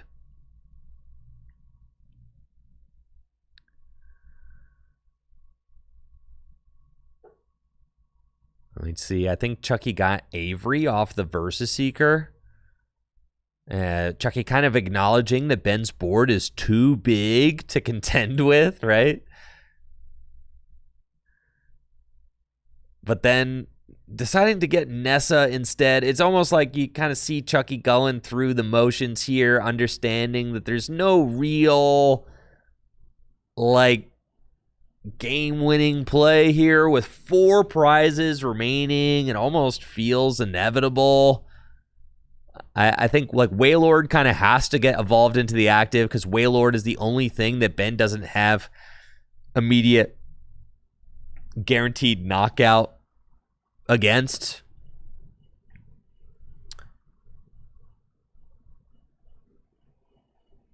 So Chucky using Nessa, getting the Wailord online. It's just going to have to pass with Wailord active. I mean, it's not a solution, but it does buy Chucky 1 more turn to kind of think. But Versus Seeker Guzma, that will be the game. Ben Morse is your round number 2 winner. And in a battle of the Gym Leader Challenge set release champions, Ben Morse emerges victorious with his Psychic deck. Aiming to try and get his Psychic badge this evening, and maybe also showing off a deck that he is heavily considering leading into our Mega Evolution Gym Leader Challenge 3K. You know, Ben Morse would love to notch his name in the Gym Leader Challenge history books by taking down a second set release tournament here at Full Grip Games. No player has won 2 of them thus far. Being the first to do so would be a big deal in the Gym Leader Challenge scene for sure. And knowing Ben, I do know that he is a big fan of that Psychic deck. Chucky showing off a new iteration of the Hydro Pump Water deck. He used a more classic variant of Hydro Pump to win the Destined Rivals 3K. And this version tonight is something that the Gym Leader Challenge players are calling Milo Pump. So, get a nice little look at the Milo Pump deck here on stream. And a great match for sure. So, Huge thanks to Chucky for coming out this evening, and congrats to Ben on the round 2 win.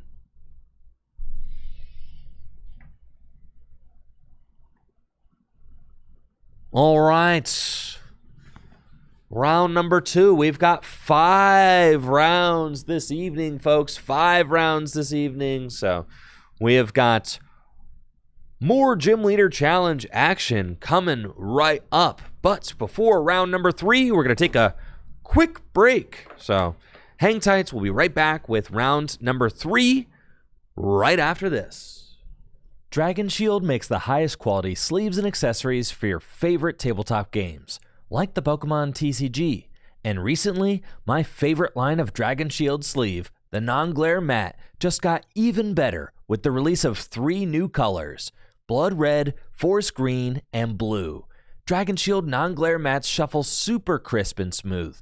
No greasy feel at all, just a perfect glide with every shuffle. Built to last with the durability you've come to expect from Dragon Shield, these sleeves don't split easily and are a perfect companion for competitive play. I make sure to have a couple boxes of Dragon Shield non-glare mats with me at every tournament I attend.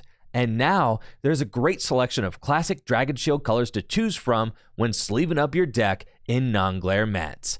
Head over to dragonshield.com today and place an order for your favorite color of Dragon Shield non-glare matte sleeves. You can use code TrickyJim at checkout for 5% off your order. Huge thanks to Dragon Shield for being a continued sponsor of the channel.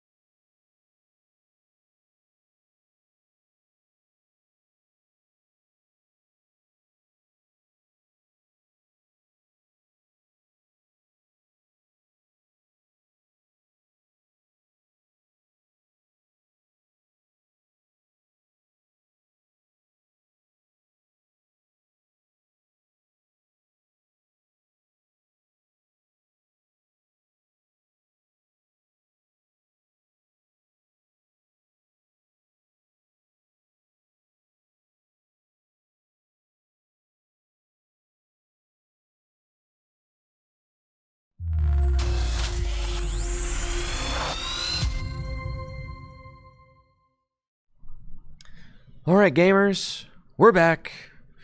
Round number 3 is upon us. We've got Dylan Ryan versus Hunter Horak. Both players 2-0. Oh, I wanted to show something.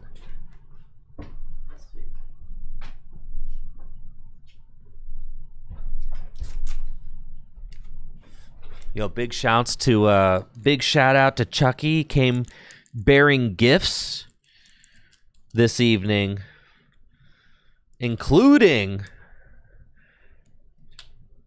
his Wailord that he used. This is a legendary Gym Leader Challenge signed Chucky Wailord here. This is the Wailord that he used to win the Destined Rivals 3K. And he gifted it to me. So, yo, thank you, Chucky. I will cherish this. This will be the only Wailord that I play. I actually don't have this in full art. Yeah, this is a historical artifact. Trust me, I know. All right. As I was purchasing and Chucky also gifted me all these really nice full art trainers from the Mega Evolution set. So, yo, thank you, Chucky. I really appreciate that. Much love, brother. Appreciate you coming out. Appreciate those gifts. It's really kind of you. All right, round number 3. Let's go. Let's go. Hunter versus Dylan.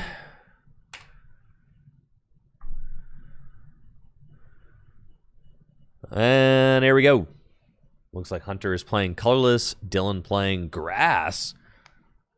Hunter, scoot those prizes in, please. Scoot your prizes in, Hunter. Hunter, prizes.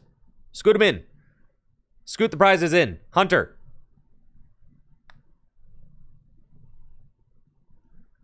Can you please scoot your prizes in?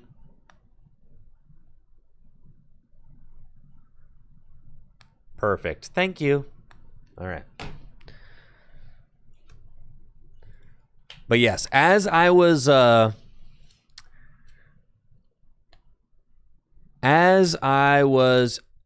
purchasing my lottery tickets, okay, for the $1.8 billion Mega Millions draw that happened last week, I started doing some daydreaming. All right, I started doing some fantasizing, and I started imagining, okay, what would I do? All right, $1.8 billion. I was like, yeah, I'd start a Pokemon museum. All right, a Pokemon trading card. Think about like the American Football Hall of Fame, okay? But like, what if it was like Pokemon cards? You know, a Pokemon museum right in downtown Akron. Chucky Davis's Wailord would go in there as a historical gym leader challenge artifact. All right, looks like Dylan is playing potentially Egg Mill. He's got an Execute down turn 1. And a pass. Badoo in the active spot. Hunter looks as if he's playing Colorless.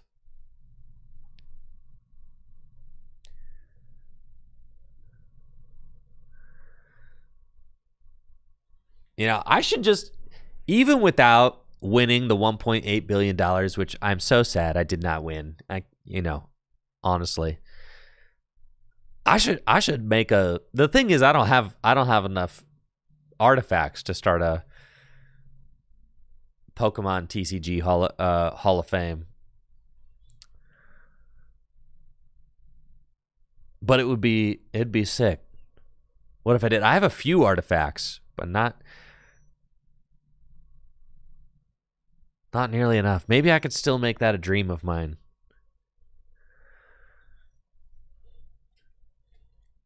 Just continue accruing artifacts and one day open a museum.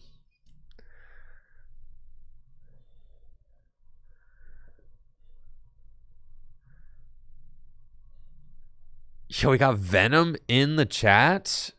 Says, you're working on a Pokemon museum?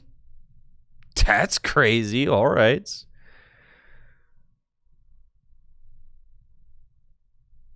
All right. Hunter has a brilliant setup here. Looks like Hunter is playing his crazy code colorless deck and is able to use Fan Rotom's Fan Call ability to get a bunch of Pokemon into play. Snorlax with Capture Energy. That's pretty good.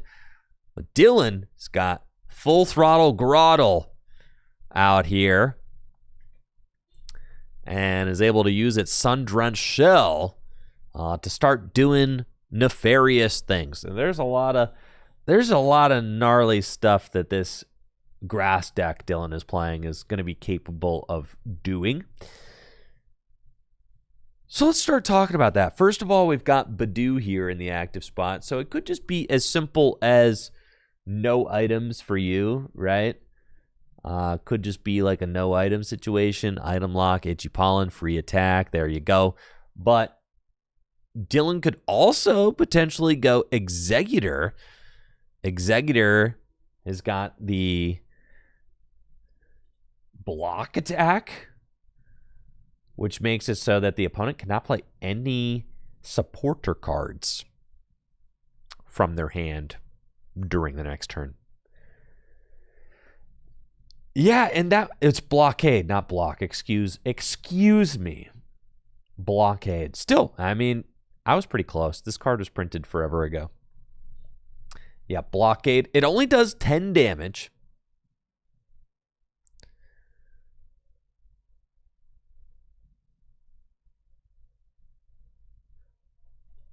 And here we go.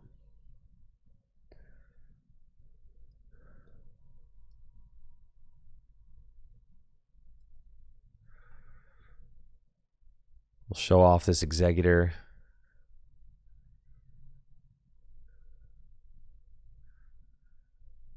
Right here.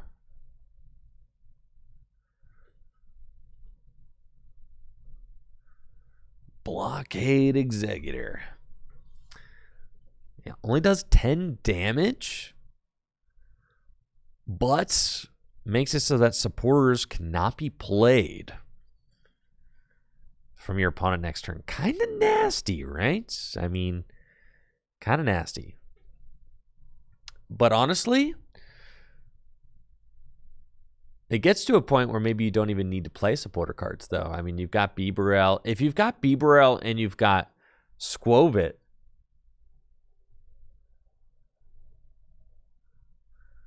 then do you need to play supporter cards at all, right? It looks like Hunter's able to play Winona to set up his board a little bit. He's got Vigoroth. He's got Porygon 2. He's got Bibarel.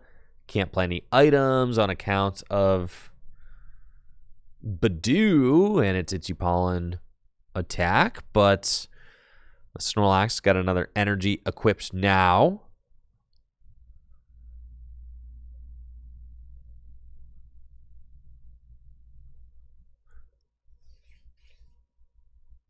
And it's just one energy drop away from swinging with Thumpin' Snore.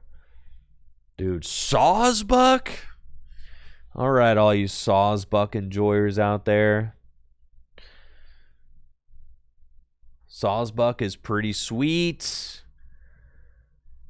Just allows you to draw a card every turn. Draw one. And when you're playing a control deck like this one, it uses item lock, supporter lock, all the locks. Draw one is very good. So the Seasonal Blessings ability going to allow Dylan to just churn through the deck a little bit.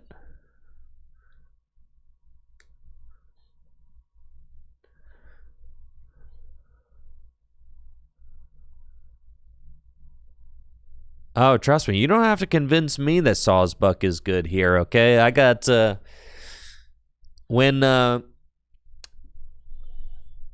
JW and I played the Rowlet and Alolan Executor Tag Team GX deck to the Richmond Regional Championships in 2019, I ended up 10th place. JW won.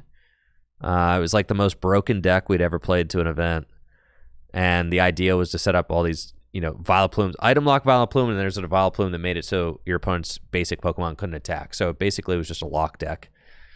And we played a 1-1 Pidgeotto line in the deck for the same reason, right? Just because you wanted to churn through the deck without getting rid of resources, right?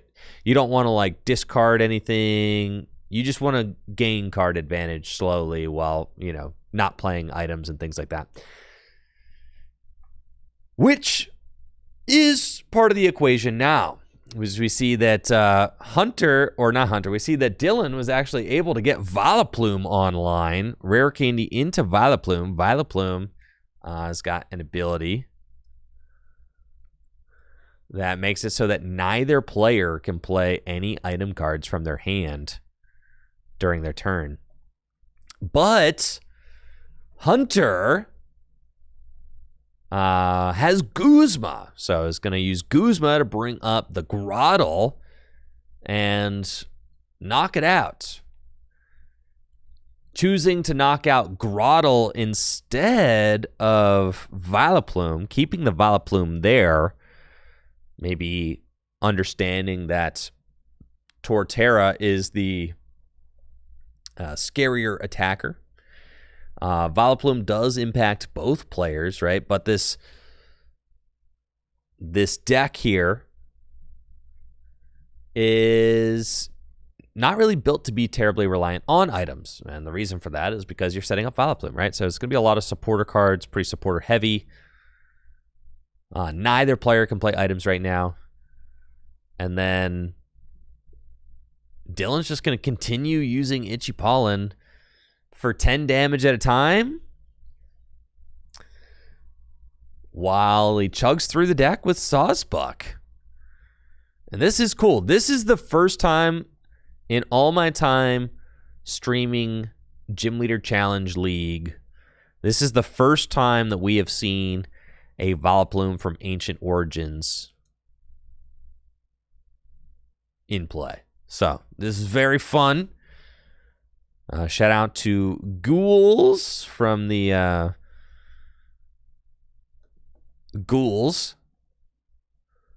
from the Cardboard Warriors Discord, who's been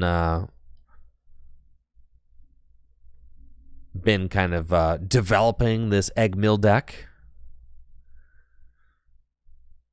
And we see Hunter is able to use Jet Energy to wake his Snorlax up. And then also Parallel City to limit Dylan's bench down to just 3. And then we'll take another knockout with Snorlax and its thumping snore.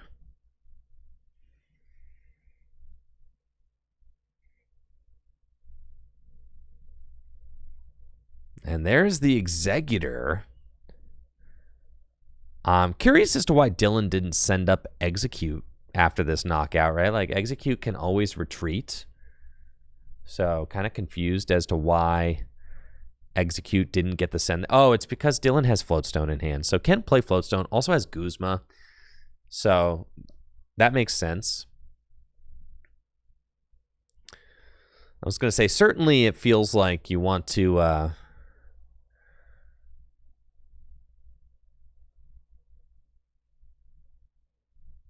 It feels like you want to be attacking with Executor. And sure enough, here we are. Okay. Executor. With the blockade attack. This is nasty, dude. This is nasty. No items, no supporters. The only trainer cards that Hunter can play are stadiums and tool cards. No supporters, Hunter. Oh, thank you, Rusked, for that tier 1 sub in the 28 months. I really appreciate it. Thank you. Thank you. Thank you. And thank you for the kind words. I appreciate that.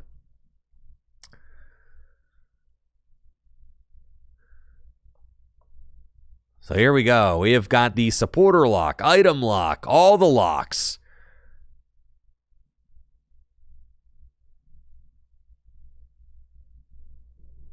And Team Yell Cheer is going to shuffle the supporters and Pokemon back into Dylan's deck.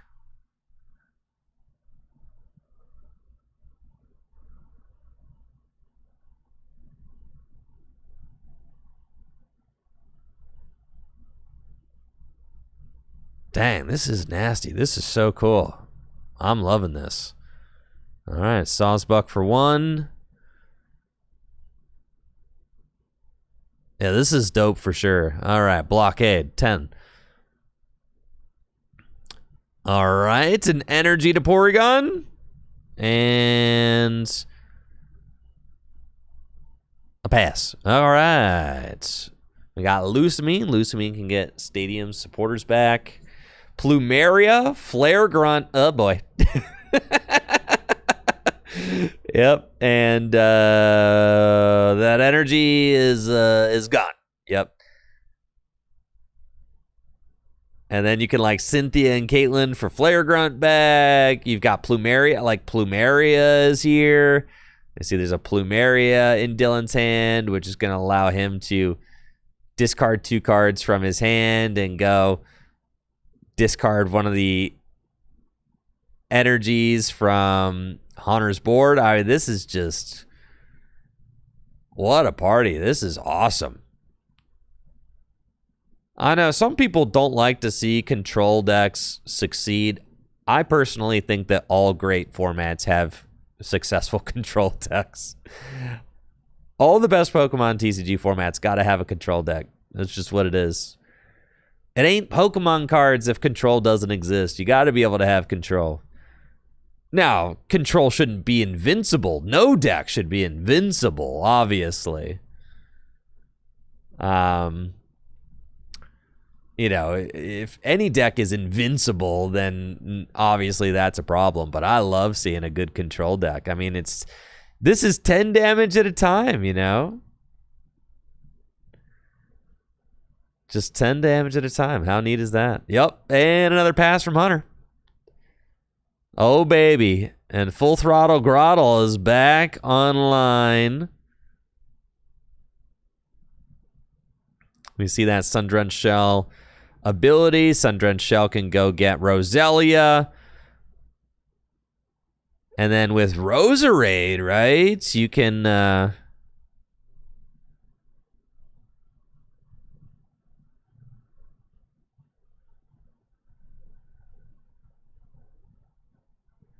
you could go get whatever you want out of the deck, which is cool.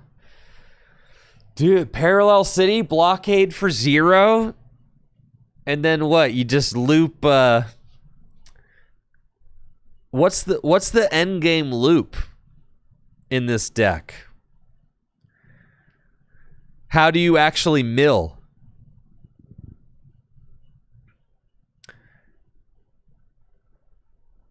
Belelba and Bryson Man? But then you discard your own cards too, so how do you keep yourself from decking out?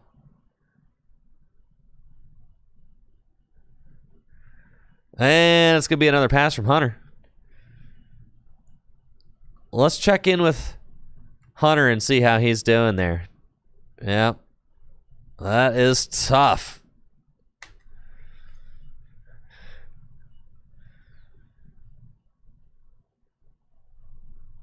You just got to make sure you don't deck yourself out. Yeah, I guess. But you make it so your opponent can't play any supporter cards, right? So, like, if they can't play supporter cards, they can't, like, refill their deck. So they can't play cards like Marnie or Iono or anything like that, right?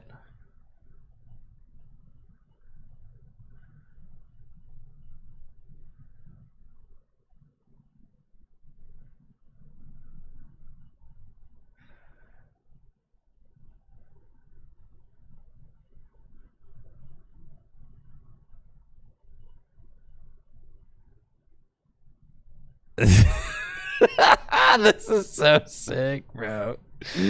Yeah, no super rod, no rescue stretcher. I have to imagine that, like, sometimes this deck takes 6 prizes, right? Because you've got, like, Torterra. You could always go Torterra sweep if it made sense to, you could, right? Holy cow, this is brilliant. I'm loving it. Yo, there's the parallel. Yo, Rocket's handiwork? Oh, yeah. Say no more. Rocket's handiwork, dude.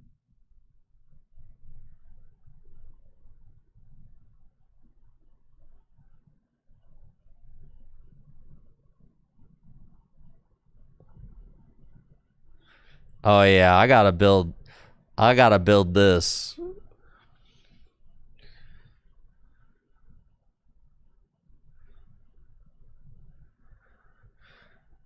I'm sending this to Natalie.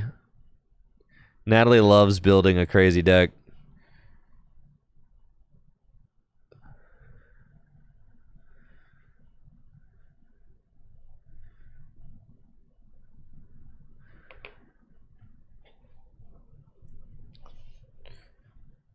Oh, Rocket's handiwork. You flip 2 coins for each heads. Your opponent discards 2 cards from their hand. Dodrio, are you gonna help? You're gonna help Dylan mill you out by zooming draw. Ooh, an energy.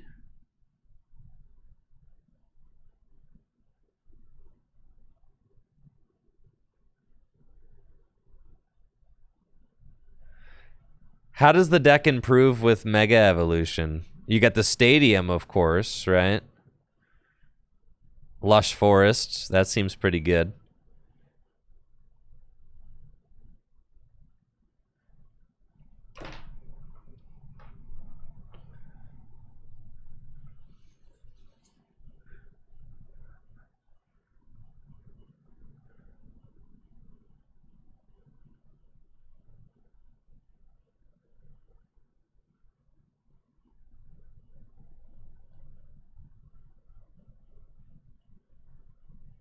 I love that you can do like Lush Forest and yeah, it's so sick. Like with Roserade and stuff. So cool.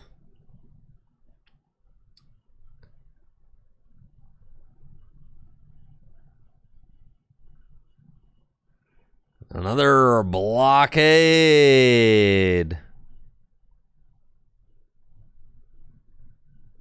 Yo, Dylan low-key leaking heading up to the 6K, dude. Heading up to the 6K.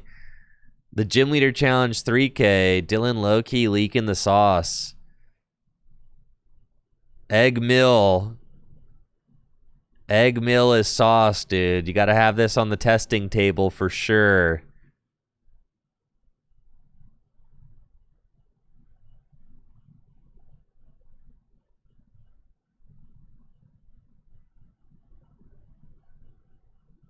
All right, Plumeria. Discard an energy.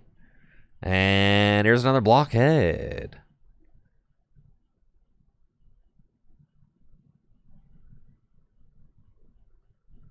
Yo, are we going to see a tantrum? From Porygon? Wait, we have action? Tantrum does only 100 damage. Well, that's how much HP Executor has, right? Yeah.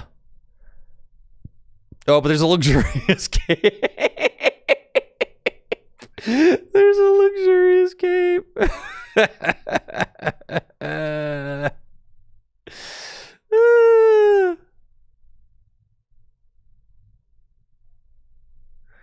Yo, not the Mallow and Lana. No shot. I mean, Dylan's got his entire deck in his hands at this point, right? The Mallow and Lana, dude.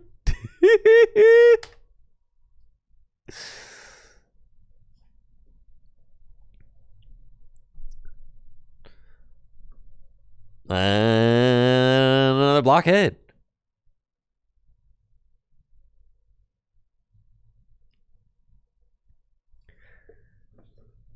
Keep in mind, no items can be played. Hunter cannot play any supporters. No supporters, no items. Hunter can zooming draw with his Dodrio. He's got this huge hand. He can't do anything with it. If Hunter finds like his well, it's interesting. If Hunter finds his slacking, he can actually put slacking in the active, and the lazy ability turns off Violet Plume, which would allow Hunter to play items again, right? So like Hunter does have an out to at least doing that.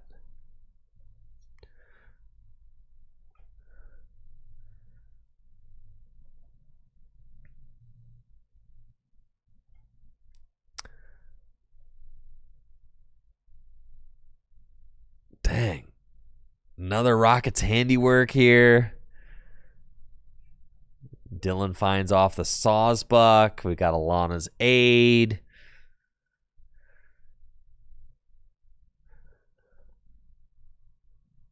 Alana's Aid can recover grass energy, grass Pokemon.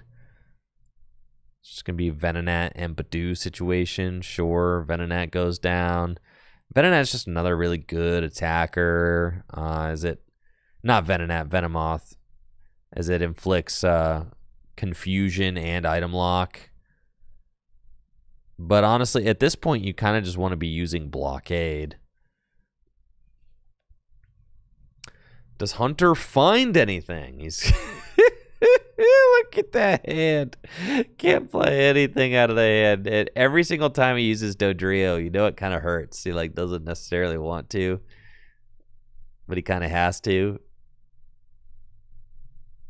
Is he just gonna go for another tantrum?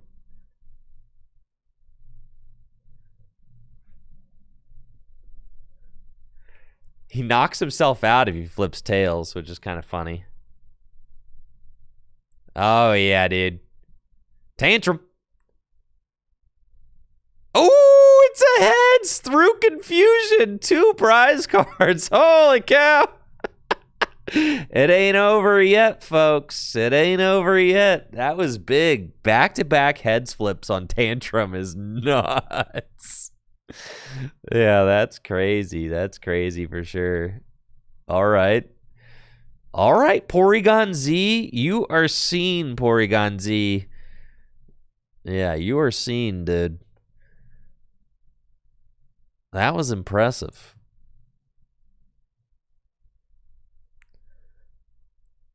Porygon Z coming in clutch.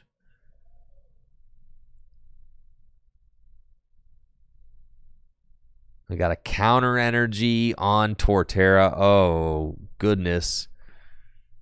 Oh, Lord, he coming. 190 hit point Torterra. Counter energy. Evo Press. Going to be doing like 200 damage.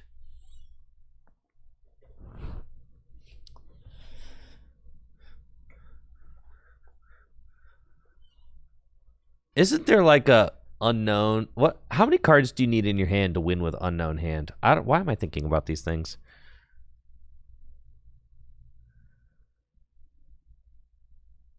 Got to have 35 cards in hand.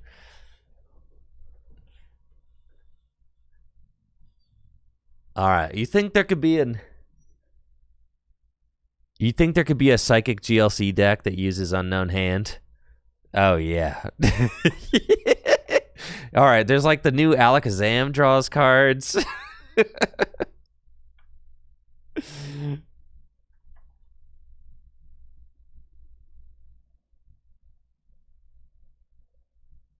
Unknown damage? Unknown damage cannot be the best one. It's got to be unknown hand. Yeah, unknown hand has got to be the most playable one.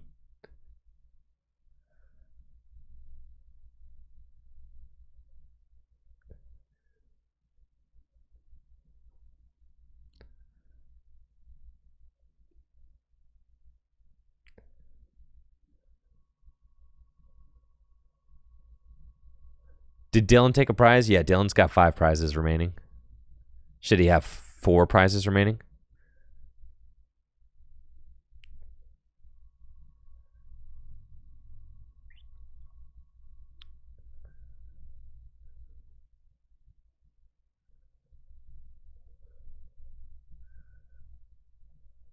Hilda, okay. Slacking and reversal energy. Holy cow, dude.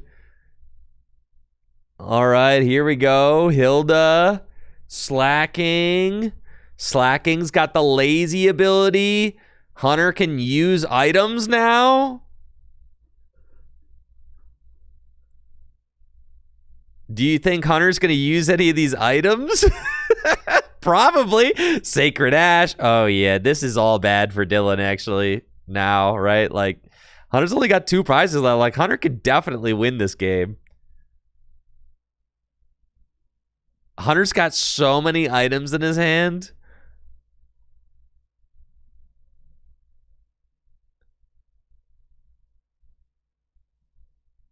What are you doing, Hunter? I know you're excited, but come on. Keep it together now. Keep it together. Keep poised, Hunter. Keep poised.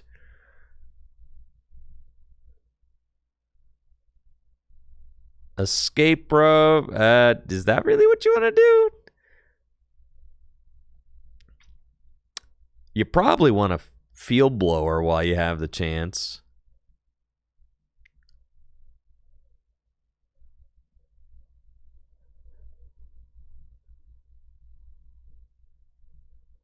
Problem is, I mean, this Torterra could certainly just knock out the slacking. I don't think Hunter can actually knock out the Torterra.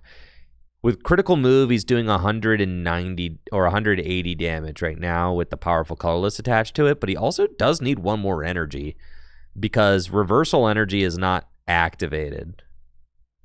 Yeah, so, but I assume Hunter's got another energy somewhere. Maybe I'm wrong, but like maybe. Does Hunter not have it? You're telling me this hand is this big and he doesn't have a single energy in that hand? Holy cow, you're correct, guys. All right, well, he definitely needs... Oh, Hunter, what'd you do? Now you can't play your special charge. All right, I guess... Well, Porygon Z takes a knockout. Okay, I see.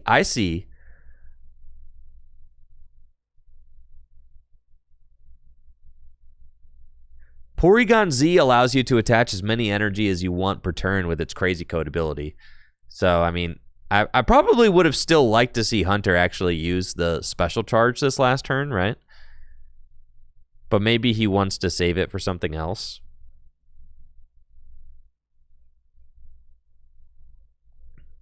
I also might have liked to see Hunter actually use the Versus Seeker to like... there's like a bunch of item cards in Hunter's hand that I might have liked to see him play during that turn. But he's still in like a really good spot. He's only got one prize left at this point.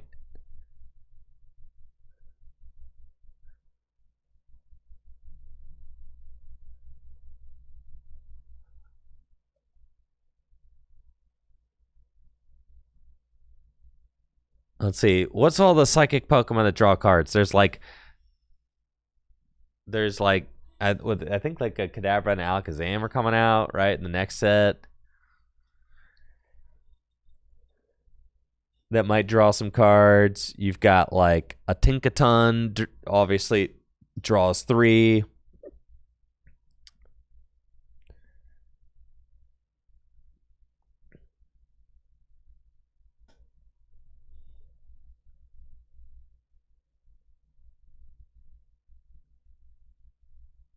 You've got Curlia, draws 2.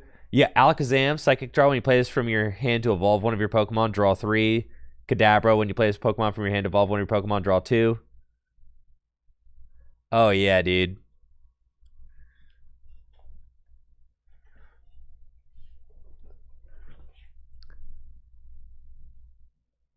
Shining Arcana, Guardy. Oh, yeah, that's +2. Yeah, Shining Arcana, Guardy. Yep.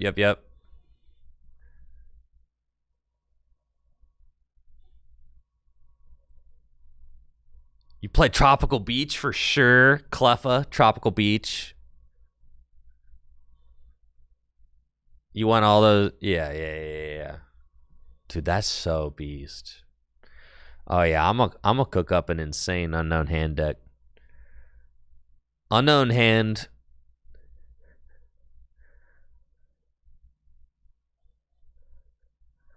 Wait, what new psychic item? There's a new psychic item, right? That allow. Is it like it's basically a Devo spray, right?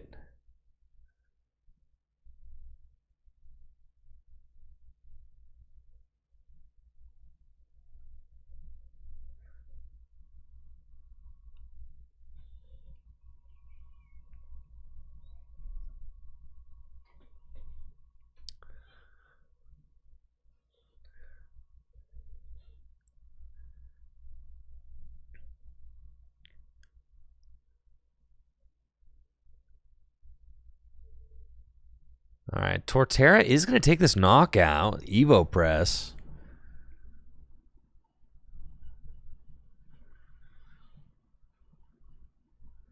And we see Hunter's only got, what, 6 cards left in deck?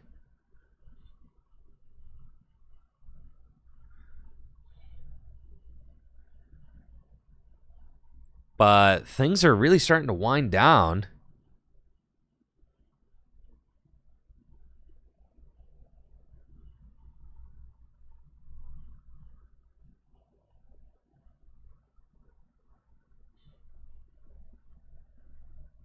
Torterra's got 190 hit points. Hunter can't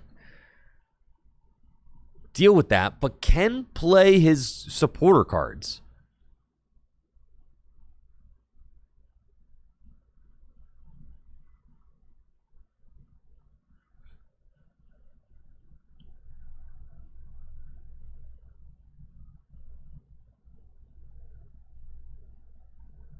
I cannot believe how much work this Porygon Z has put in. This is like the Porygon Z that never died, honestly. And a Marnie gonna send... Whoa, shuffle that hand! What are you doing, Dylan? That's literally a game loss. Like, what are you doing, bro? Dylan, what are you doing? What are you... You know what Marnie does, bro. You know this.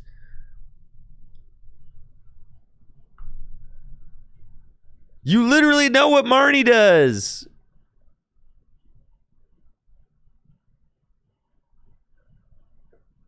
He might not. I guess Marnie's like kind of an old card at this point. But like, you still know what Marnie does.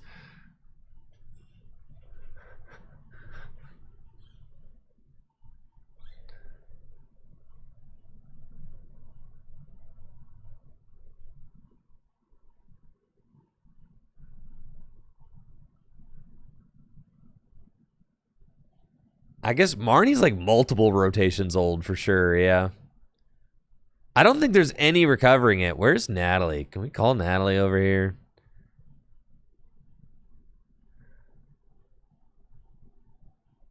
Yeah, it looks like Ben is waving Natalie down. All right.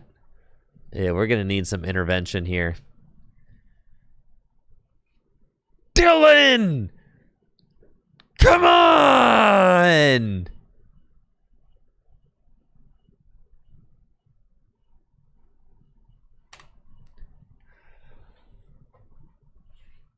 Yeah, that is an extremely irreparable game state. There's like 30 cards in the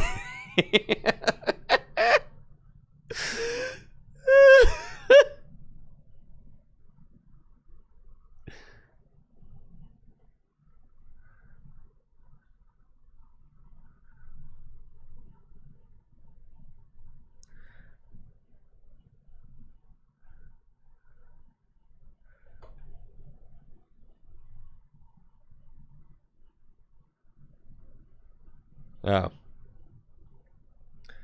Hello?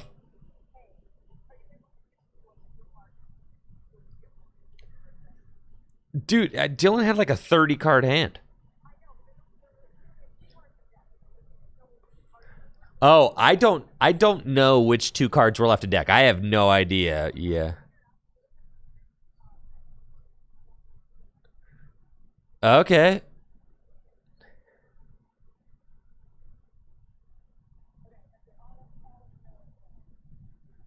Okay. All right. They're going to apparently there were only 2 cards left in deck. So it could be possible to reverse it based on the knowledge. If we can find out what 2 cards are left in deck, then it's possible to reverse it. So we'll Natalie and some other folks are trying to see what 2 cards were left in deck.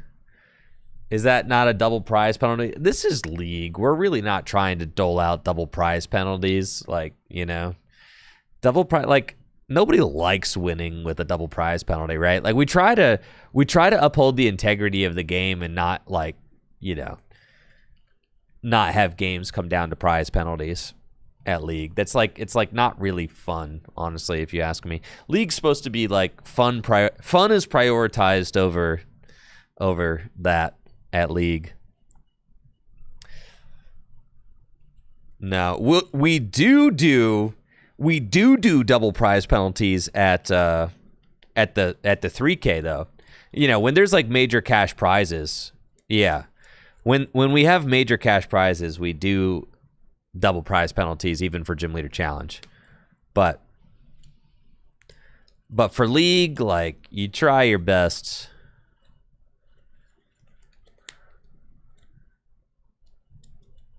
Poffin and Cynthia and Caitlin. Are those the final 2 cards? Oh, okay. They figured it out. All right, beast. Cool. All right. Thank you, Senelars, over in the YouTube chat. It looks like they have repaired the game state. And we're playing ball. Okay.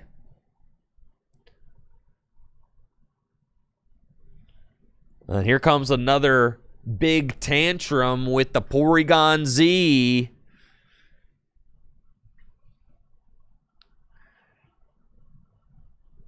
I can't believe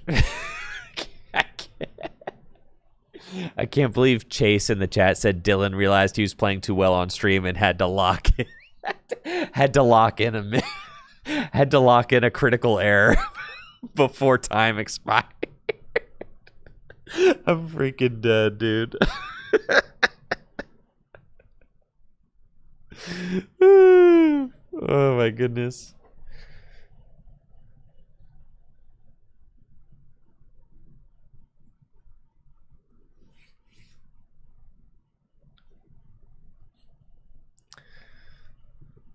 All right, we got a Surge's strategy from Dylan,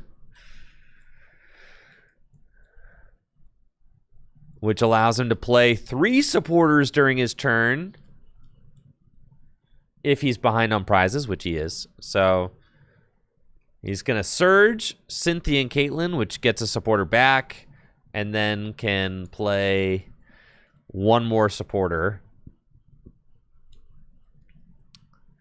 At this point, Hunter being able to Marnie his entire... I don't think Dylan has time to win this game. Realistic. He's definitely going for like a stall out tactic, right? I think Hunter kind of threw by not playing the special charge. I don't know if Hunter played the special charge on the turn that he like could have with the slacking active. But Hunter not using the special charge, I think, is crazy. I don't really know what he was thinking there. I mean, you have to imagine that, like, yeah, I think that's a crazy throw by Hunter, not playing the special charge on the turn that he could have with the slacking active. He had, like, a whole handful of items he decided not to play for, like, and not that, like, you know, and now it's going to be a tie because this Snorlax is locked active. I don't think that Hunter has, like, a single energy left in the deck. But if there were 2 energies left in the deck, you know, maybe we could attack, right? I mean, Porygon is still online. And there's the special charge that you should have played, Hunter. There it is. In the discard pile, bro. All right. Well, no items. No supporters. Nothing. And I have to imagine that this game is just going to resolve in a tie at this point. I think these players are long out of time. I imagine they must have gotten a little bit of an extension. All right, we've got our turn 1 here.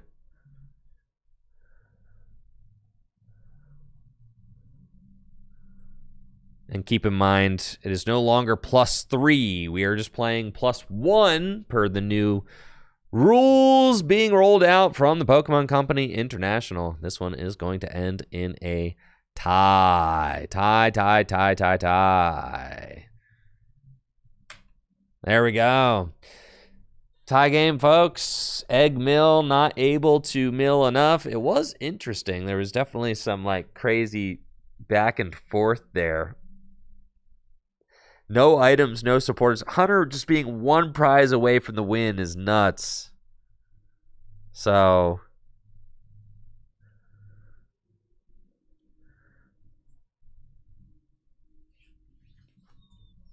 yeah. GG's. I make the rules, give people +5 turns. That sounds horrible. I'm actually all about +1. You know what I have to say? Play faster. Play faster. That's what I got to say. Play faster. Just play faster. Play faster. Don't tie. That's it. Play faster. Listen, 40 minutes, plenty of time. Plenty of time to play a game. Play faster, dude. Yeah. I've been saying this for the longest. I've got no sympathy for tires out there. You know why I got no sympathy? Because in standard, we got to play 50-minute best of 3. So when if a gym leader challenge player ever tells me they don't have enough time for their round, I say, bull crap. And I think the thing is like, people always want to be making like the optimal decision, but playing Pokemon isn't necessarily about always making the optimal decision. It's about making the best, most informed decision you can with the allotted time that you have, right? So like, to me, it's more fun when you're kind of like, the game is more fun to watch and more fun to play when both players are playing faster.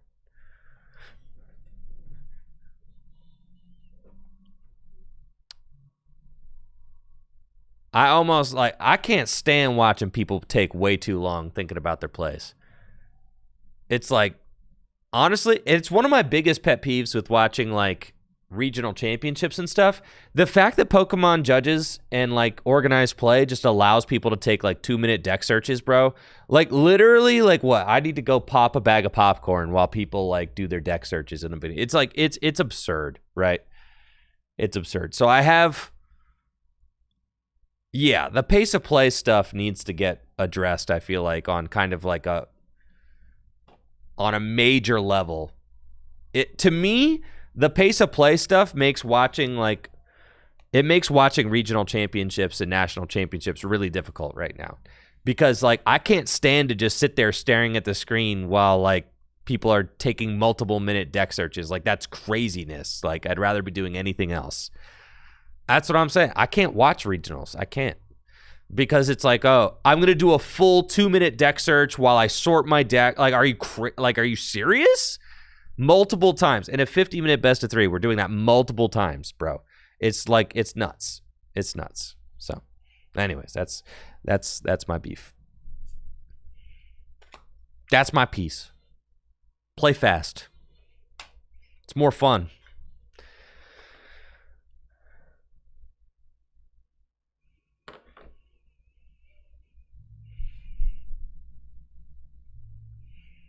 I don't know. I've been saying this for a very long time. Just play quicker. The rules need to be changed so that people play quicker. You can't just expect people to play faster, though I will say people should play faster. The rules need to be changed so that people play faster. And people can't say like, oh, judges just need to enforce slow play. That's like an impossible thing for judges to enforce. It just is. It's not possible.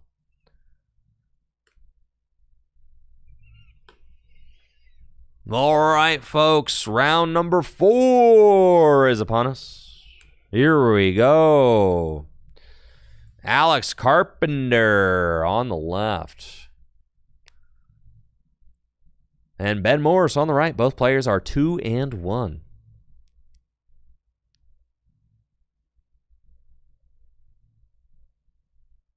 Let's get into it, folks. Round number 4 of 5 is upon us. Let's go. Alex Carpenter on the left. Ben Morse on the right.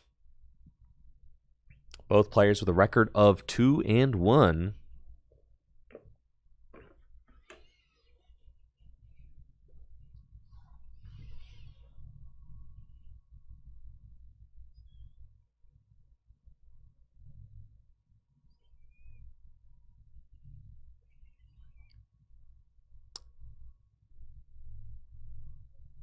Yeah, I don't know. Personally, I really like the rule.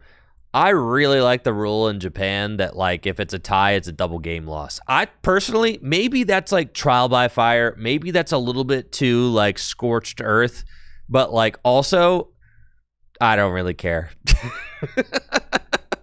Play faster, bro. Maybe it's not, like, the perfect solution, but they've got the right spirit. If you guys tie, double game loss. Keep it pushing. Like, literally. You know? Like, that's what they do in Japan.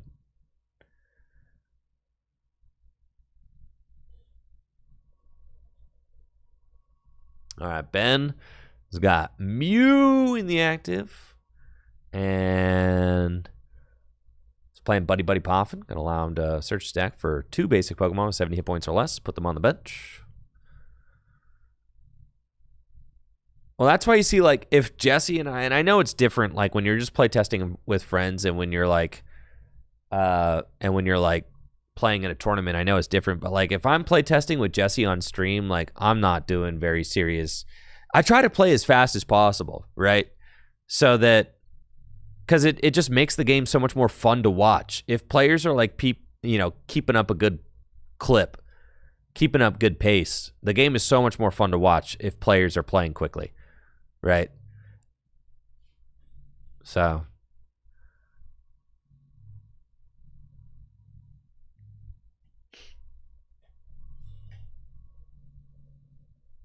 All right. Looks like Alex has got a Colorless Tenacity.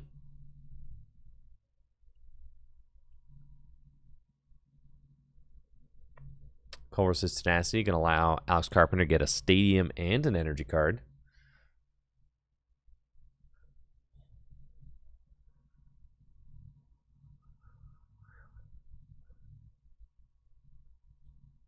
And maybe he's going to get, like...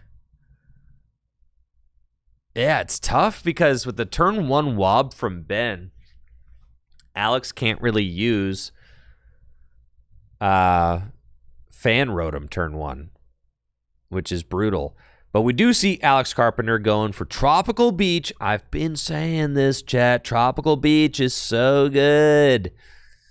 God, what a broken card. If you are playing cards like Colorless Tenacity, Guzma and Hala, stuff like that goes and gets you stadiums out of your deck, you should be playing Tropical Beach in that deck. 100%. It's so good. Sometimes the best thing that you can possibly do is fill your hand to 7 cards early on in a match. I mean, sometimes that's just the best thing you can possibly do. Especially like in a singleton deck when like consistency can kind of just get weird.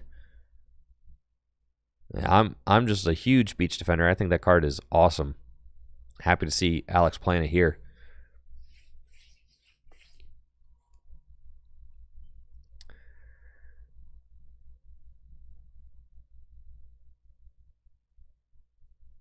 Yeah, if I'm watching the Pokemon TCGB played, I like watching players make quick decisions, quick, confident decisions, and I like to see them play their cards, you know. It's like, you know, I want to see good play as well. But watching good play played slowly is still boring, in my opinion. I like watching good play be played at like a nice, brisk pace. That's like ideal, right?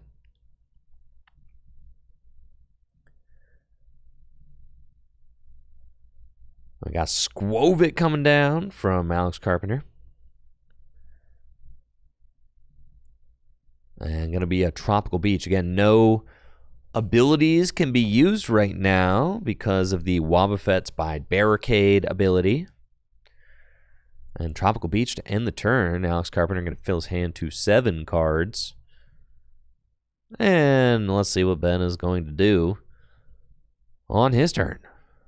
Got Birdkeeper, Crispin. Yo, what's up, Azul? With the raid. Appreciate you, Azul. Watching some Gym Leader Challenge League Night here at Full Grip Games. We've got Alex Carpenter versus Ben Morse in round number 4 of 5. Appreciate the raid, Azul. Hopefully you're doing well. And we are also getting ready for the Mega Evolution 6K doubleheader coming up at Full Grip Games at the end of the month. That's September 27th and 28th. We've got a $3,000 cash standard event happening on Saturday, September 27th, featuring the newest cards from Mega Evolution and a $3,000 cash Gym Leader Challenge event happening on Sunday, September 28th. Also featuring the newest cards from Mega Evolution. Gonna be a lot of really cool new cards from Mega Evolution that are gonna make an impact on the format. Lush Forest, Lily's Determination, just to name a few. Potentially the new Meganium as well. And I'm excited to see what happens at both the Standard and the Gym Leader Challenge events. I'm going to be joined by Riley Hulbert and JW Creewall, my co-hosts of the Tag Team podcast, to help produce the event.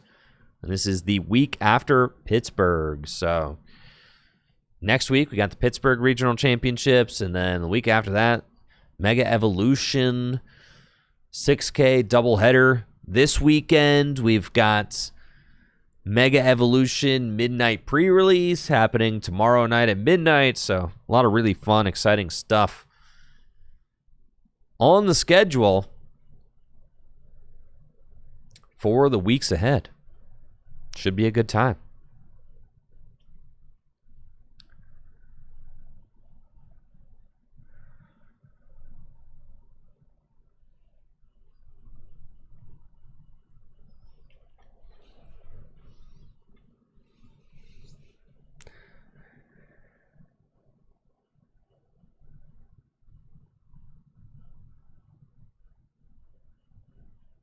It looks like Alex gonna slap maybe a lightning energy down onto the Snorlax.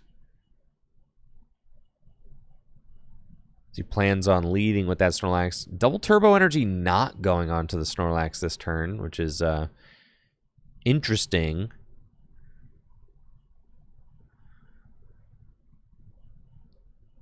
Usually you would want to get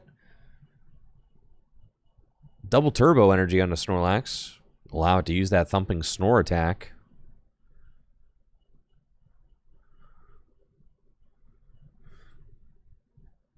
Yo, I appreciate that, Healy Beamer. Yo, thanks.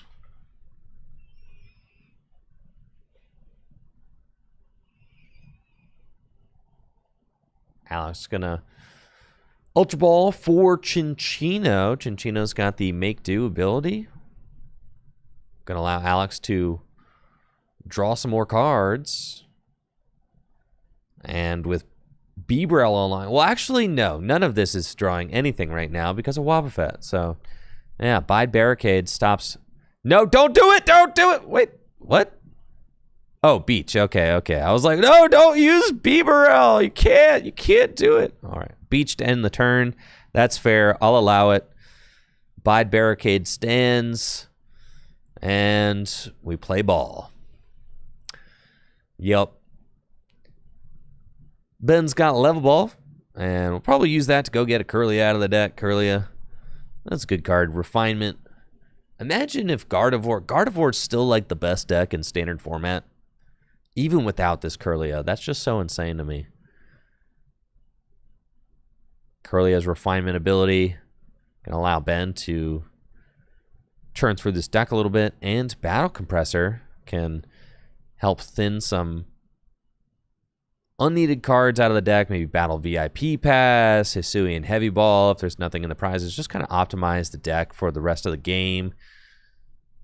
It's also good for pitching that Giratina to the discard pile. Maybe Psychic Energy to use Psychic Recharge on later in the game. Giratina has got the Distortion Door ability, which allows it to come back from the discard pile and you place damage counters on your opponent's bench Pokemon. So a lot of synergy in this deck with Battle Compressor. It's no wonder that Battle Compressor is featured here. It's just one of the strongest item cards ever printed, really. It's just in specific decks. I mean, they're definitely not every deck wants to play Battle Compressor, but the power level of a card like Battle Compressor is pretty nuts, combined with certain effects on the game. You know, there have been multiple Night March clones. Battle Compressor was printed in Phantom Forces, which is the same set as Night March. Night March was kind of the original. It does more damage times the amount of Pokemon with the Night March attack in the discard pile style deck, right? And Night March was printed at the same time as Battle Compressor, so obviously there was synergy there between Battle Compressor and Night March. But like, we've even got decks in Standard that still do that, right? Like there's Ceruledge EX. Ceruledge EX does more damage times the amount of fire energy in your discard pile, but there is no Battle Compressor. There's the Blender. I mean, you can send, 5 or 6 cards to the discard pile. I think it's like 5 to the discard pile, and it's an ace spec, but like, if you could play 4 Battle Compressor in your Ceruledge EX deck, that would be pretty nuts. And ever since Phantom Forces, Pokemon has never reprinted an item card of that power level again. Night March is a very good deck for pretty much the entirety of its legality in Standard format, and then was even still a powerhouse in expanded format for some time afterwards. Yeah, 2015 Worlds, 2016 Worlds, Night March was big. And then I was playing Night March in expanded format for even some time after that. Oh yeah, Professor Burnett. God, they literally put Battle Compressor on like a stadium or on a supporter card. 2. God, I forgot about that. That's how bad they nerfed Battle Compressor. They made it not only did they say we're never printing Battle Compressor again, they said we're never even going to give you that effect on a supporter card because Professor Burnett only discarded 2 cards from your deck. That's so crazy. Yeah. That's nuts for sure.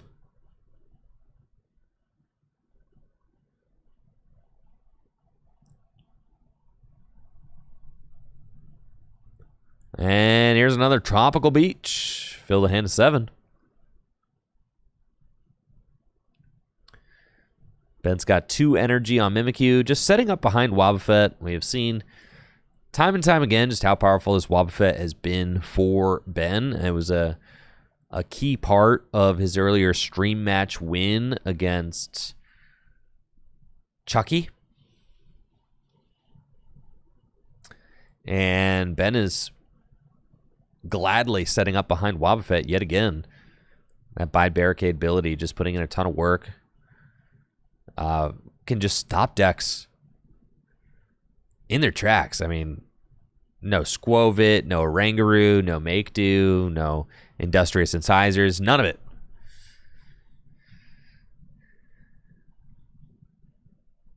It makes playing cards like Guzma, Escape Rope, and Silent Lab all very powerful. Silent Lab turns off basic Pokemon's abilities, so if you play Silent Lab in your deck, you can turn off Wobbuffet and then proceed to use your abilities so long as they are not on basic Pokemon.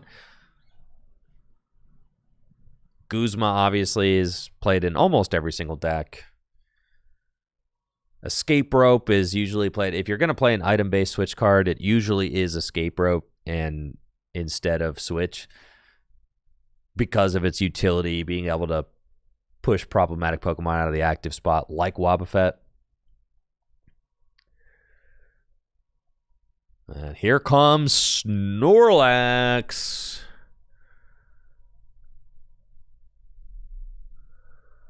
With the thumping Snore attack. Alex Carpenter finally going to take a knockout on this Wobbuffet, taking the first prize of the game. But first, Artisan for Fanrotom. But Ben has got the response KO already. And we can see that's probably why Alex Carpenter is thinking like, okay, I'm going to go get Fanrotom, because if you look at how this is going to play out, you've got Snorlax thumping Snore on Wobbuffet. Okay, Ben Morse promote Mimikyu. Mimikyu is going to go thumping Snore via Copycat for the KO. And they're just going to go blow for blow there. Then Alex Carpenter just used Artisan to go get out Fanrotom, because Fanrotom is then going to be able to respond KO Mimikyu, because Mimikyu has only got 70 hit points. So Fan Rotom will be the next KO. And then you've got Ben Morse now is probably going to start thinking about, okay, like, well, how is he going to deal with the Fan Rotom? And then he's probably going to want to go Giratina after that, right? And you can kind of see how this game is going to unfold in the turns ahead. Alex is up a prize now, so Ben has to start thinking, like, okay, how am I going to claw back in this game? How am I going to upset the prize trade in a way that puts me in a favorable position? And a lot of times that will come down to clutch parallel city plays where you're limiting your opponent to just a 3-card bench. You could also weave in a Hex Maniac play. Hex Maniac turns off abilities for a turn, so sometimes you can catch your opponent slipping with like a key turn where you play Hex Maniac where they aren't able to whip up a return KO without the use of their abilities. That's like a big way that decks mount comebacks in Gym Leader Challenge format. One of the reasons that Hex Maniac will probably never get banned from the format, despite its power level, is because it just is one of the few cards that you can weave in to like make a comeback. It's just like one of those cards that just allows that to happen.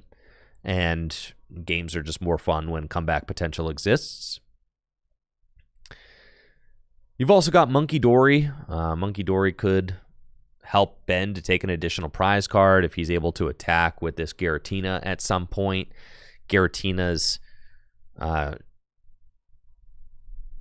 attack, Shadow Impact, places 4 damage counters on one of your Pokemon, and then you can use Monkey Dory to move those damage counters off. With a low HP target on the bench like Squovit that's not going to be evolving, Ben could, over the course of multiple turns, build up enough damage on that Squovit to take an additional prize card. You've got that as a potential option. And then there's good old-fashioned Hand Disruption. Hand Disruption's obviously another great option for limiting your opponent's abilities at the end of the game. However, against a deck like Colorless, Hand Disruption via N and Iono, I mean, that stuff barely works against Colorless, right? Because they just have that Bibarel set up. And with Bibarel set up, I mean, it's just, you fill to 5. It's just pointless, right? It's like unendable. So the only real way that you would hand disrupt a Colorless deck, you'd have to play like Hex Maniac and Reset Stamp at the same time.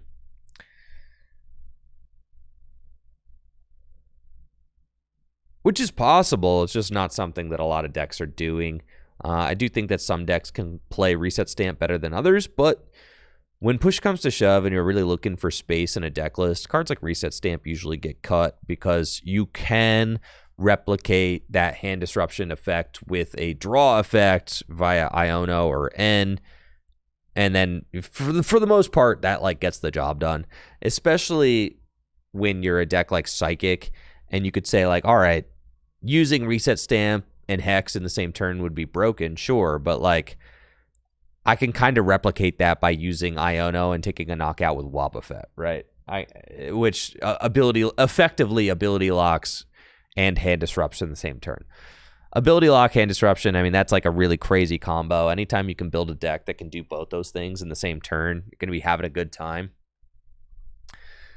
It's one of the things that makes Wobbuffet so good is that it, you know, if you are ever able to weave in a knockout with Wobbuffet, you're basically saying like, okay, I get to ability lock, knockout, and potentially Hand Disrupt in the same turn, which is just like insane, right?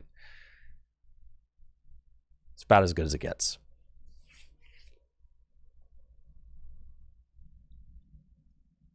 And we see Alex prepping his next attacker, which he's looking at that Hops Cramorant. Because once Ben goes to 4 prizes, Hops Cramorant will be the dude. The Fickle Spitting Attack, 120 for 1, but only works. See, right here, we see Alex Carpenter's deciding to use Hex Maniac this turn. And I really don't love Hex being played here because Ben already has the backup attacker. So, like, why would you weave in Hex here, right? Hex is like a card that you want to play, and we see Alex actually decide not to, and I agree with that, right? Because Hex is a card that you want to play on like a turn where it matters. Here, like if you're Ben here and you get hexed, you're like, okay, cool, my hand is huge. I have a backup attacker right here. Like it literally does nothing, right? You'll just like manually attach a energy from your hand and, you know, continue to take the knockout regardless, right? So I agree with Alex deciding not to play Hex. There's certainly got to be a better turn to play Hex. You usually want to save that card for a turn where your opponent doesn't have the guaranteed knockout already. And with Ben Morse having such a large hand to work with already, there's really no point in playing the Hex there. So happy to see Alex reconsider that after initially looking like he was going to play the Hex. Seems like the right call to me. Ben's got a mysterious treasure. I'll discard Birdkeeper. We'll see what he's getting out of the deck. Potentially a Gallade. Gallade can use that Buddy Catch ability to go fish out whatever supporter he wants from the deck to put into his hand. One of the most powerful Stage 2 lines in all of Gym Leader Challenge format. It's all Guardy all the time. In standard format, feels like Gallade never gets the limelight, but here in Gym Leader Challenge formats, Gallade is actually the superior option for Kirlia evolutions. Kirlia with the refinement ability, undoubtedly the best Kirlia that you could possibly play, but Gallade is kind of the premier Kirlia evolution, which is funny considering how much love Gardevoir gets in standard format throughout the years. It's really fun to have a format where Gallade is actually the optimal evolution. And with a really cool artwork as well. I love this Gallade. Just looks great. Cool moon in the background. Nice pose. In a nice little field or whatever. Just looking slick. Cool Gallade, for sure.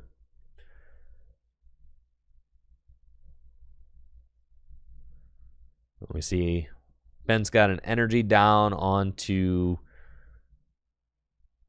Iron Boulder and is playing Cynthia and Caitlin to go get Tulip back from the discard pile. Also allow him to draw 3 cards from the deck.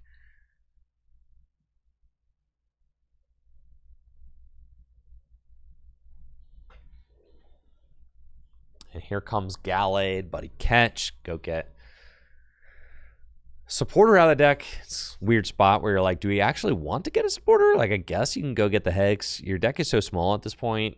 You're kind of just thinking like, all right, if I get hand disrupted, do I want to send all my supporters to the bottom of the deck if I get hand disrupted? It doesn't really matter. I guess for card advantage, you might as well just use it. And then Shadow Impact will take the knockouts, placing 4 damage counters onto Xatu. And Ben Morse will tie it up at 4-4 prizes.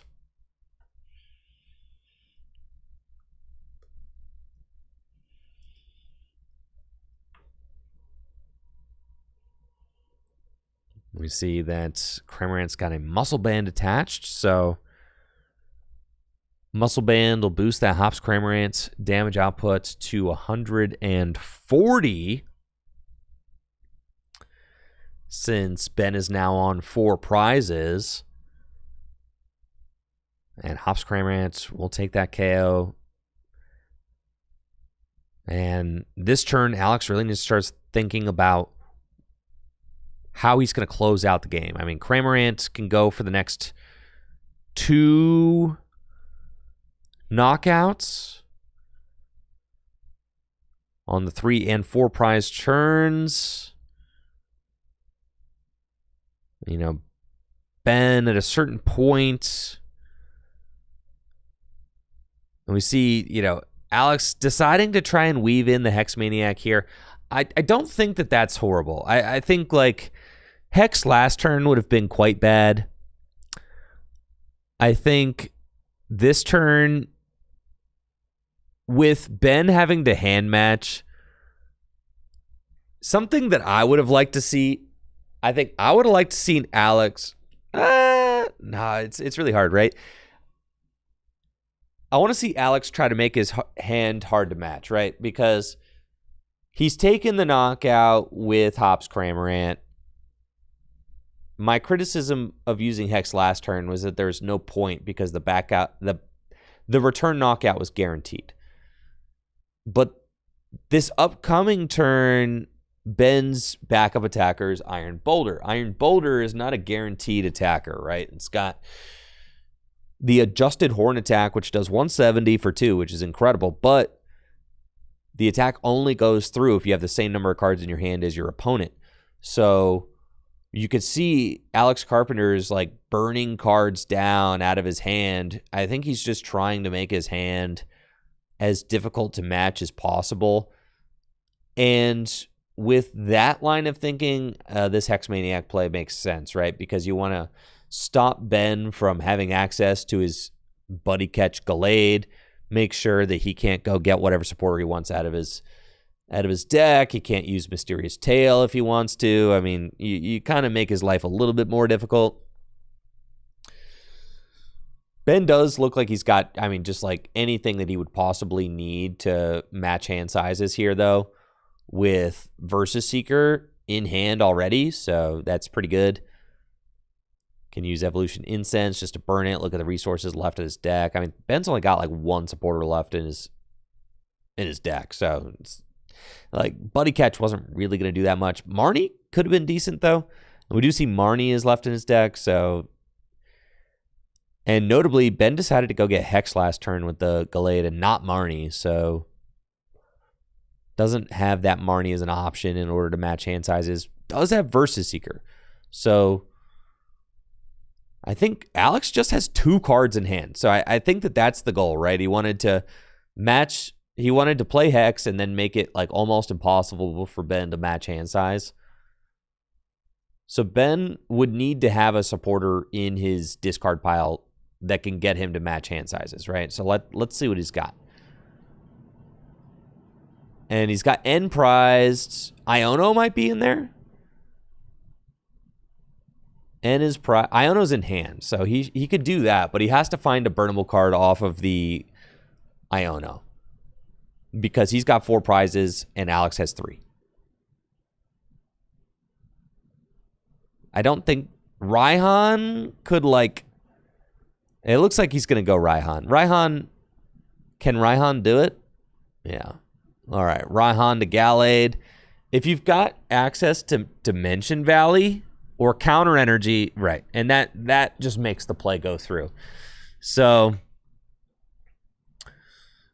good eye there from Ben. Raihan to the Gallade. Go grab the Counter Energy, and then Gallade can use Swirling Slice. Oh, snap. Here we go. Actually going to instead go Dimension Valley Articuno. Okay. No Swirling Slice here. Articuno actually going to take this KO with Psy Laser assisted by Dimension Valley. Ben has to discard both those Psychic Energy from the Galarian Articuno. With the assistance of Dimension Valley, the Side Laser attack only costs 2 Psychic instead of 2 Psychic and a Colorless. And uses Psy Laser to take out Alex's Bibarel, which does limit his draw power. And with Alex only having a 2-card hand, it's pretty significant, right? Because Bibarel's Industrious Incisors allows you to fill your hand to 5, but making it so that you can only fill your hand to 3 with a Oranguru is much more difficult. But Alex does still have plenty of draw power on board. I mean, he's got the Oranguru, can instruct, fill his hand to 3. He's got the Chinchino, which he can use to make do. I mean, he's still gonna make do, if you will, right? And do just fine.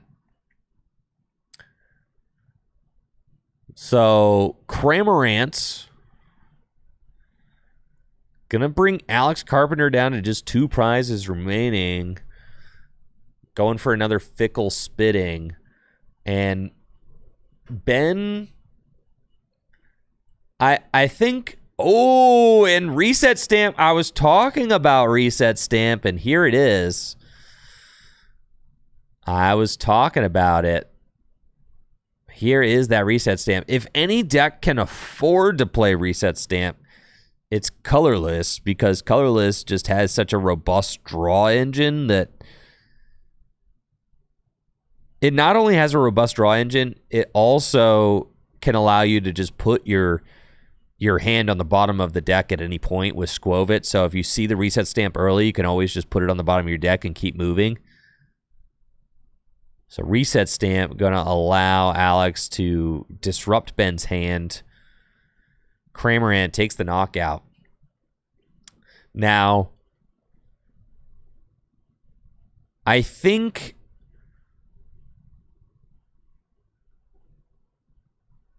honestly, if you're looking at like, okay, Hop Snorlax is kind of the next up guy, right? Hop Snorlax damages itself with dynamic press when it attacks. So you got to kind of be looking at like Wobbuffet as a potential cleanup to the Hop Snorlax.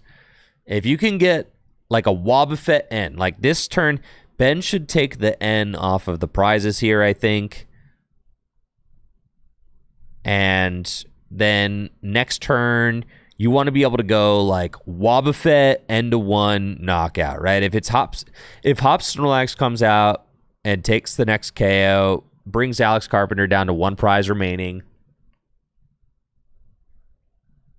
I think that's like the best you can do, right? Because Ben at some point is going to have to skip ahead.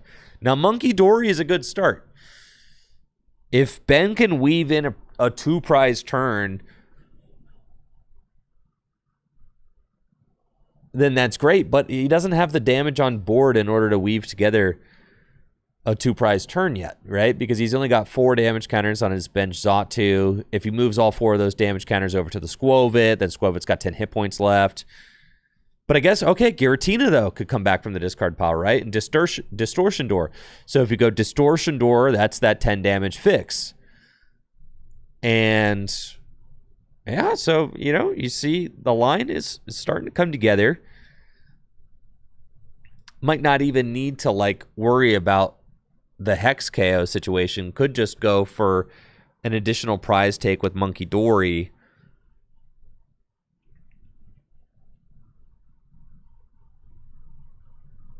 It's getting interesting for sure.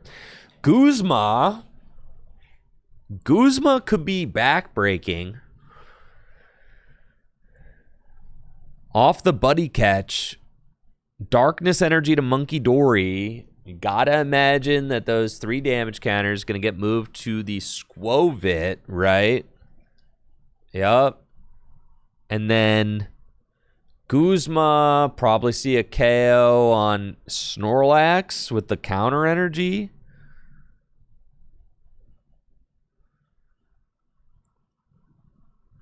Yeah, Distortion Door gonna ping an extra damage counter onto the Squovit, and probably also to, yeah, sure, Snorlax, why not?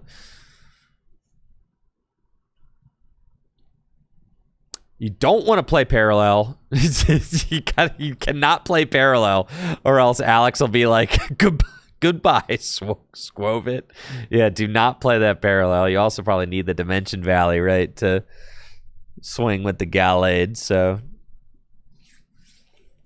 and Guzma will target down the Hop Snorlax. Gallade, Swirling Slice. Passes an energy back to the bench. Giratina, 160 damage, takes the KO. Yeah, I agree. Ben doesn't really need the N anymore, right? The way that he's got this game kind of mapped up. The energy is more valuable. He's already got Iono in deck still, I think. So he doesn't need the N. He could just go Gallade, Swirling Slice, take the KO. It's 2-2 prizes. Alex might not even be able to take the KO this next turn.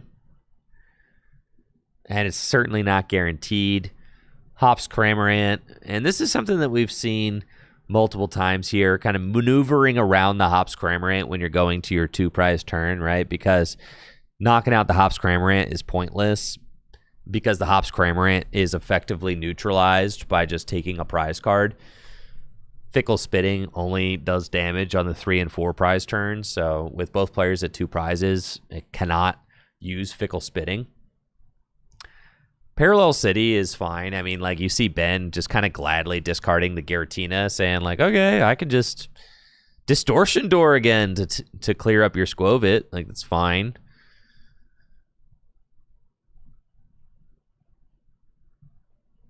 And it's this kind of final 2 prizes that I feel like the Colorless deck really struggles to find those end game answers, right? It's the first couple prizes are easy. You can fan road them. You can weave in a Snorlax somewhere. You get to Cramorant for like 2.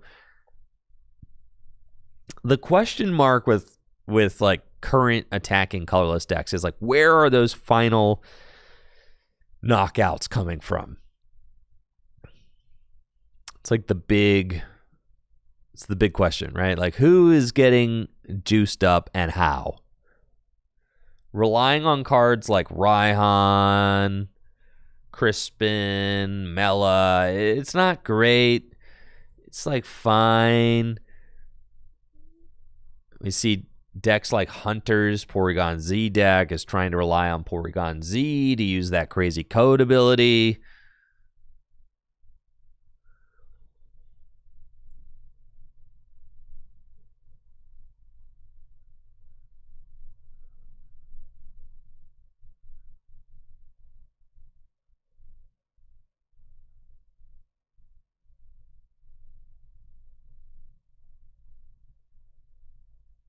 It looks like Versus Seeker for Iono is the move. So both players going to get set to a hand of 2.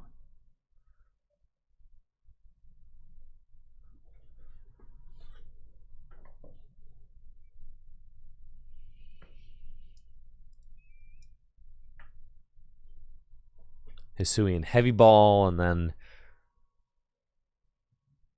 we'll see Alex, no doubt, use Instruct on a Rangaroo. Maybe a Squovit first if he doesn't like this card in his hand. I think it's a Pokegear.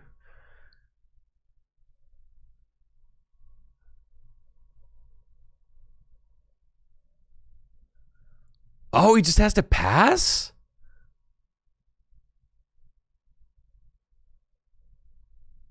And then this should just be game.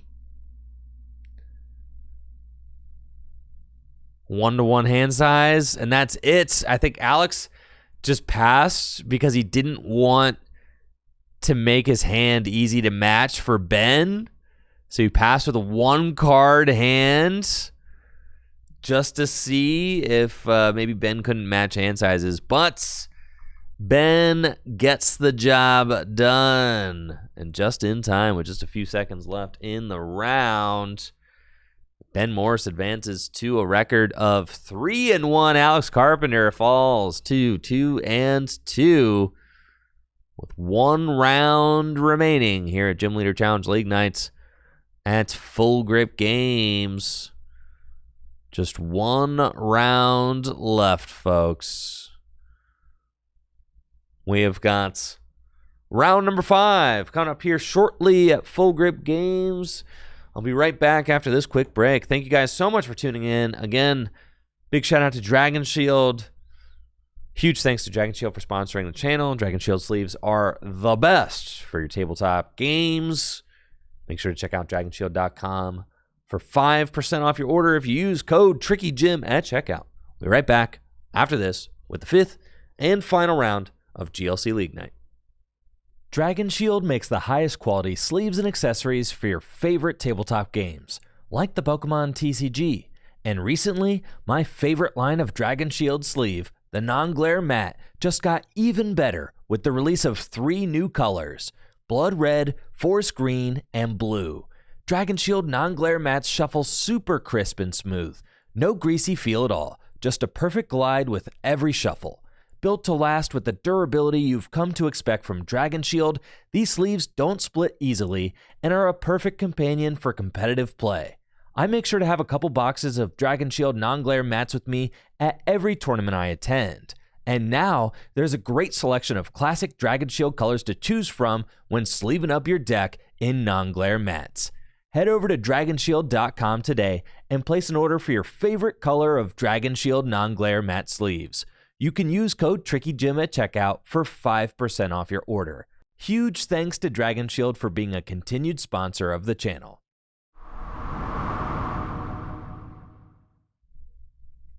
All right, y'all, we are getting right into the 5th and final round. This round will be decisive, conclusive, all of that, with Cam Armstrong on the left and Hunter Horak on the right. Cam playing Dragon, Hunter playing his Porygon Z Colorless. Hunter with a record of 3-0-1. Cam is the only undefeated now at 4-0, excuse me. If Cam can go 5-0, then they will win the event, no doubt. If they tie, then Cam also wins. So Cam wins GLC League Night and the badge if they win.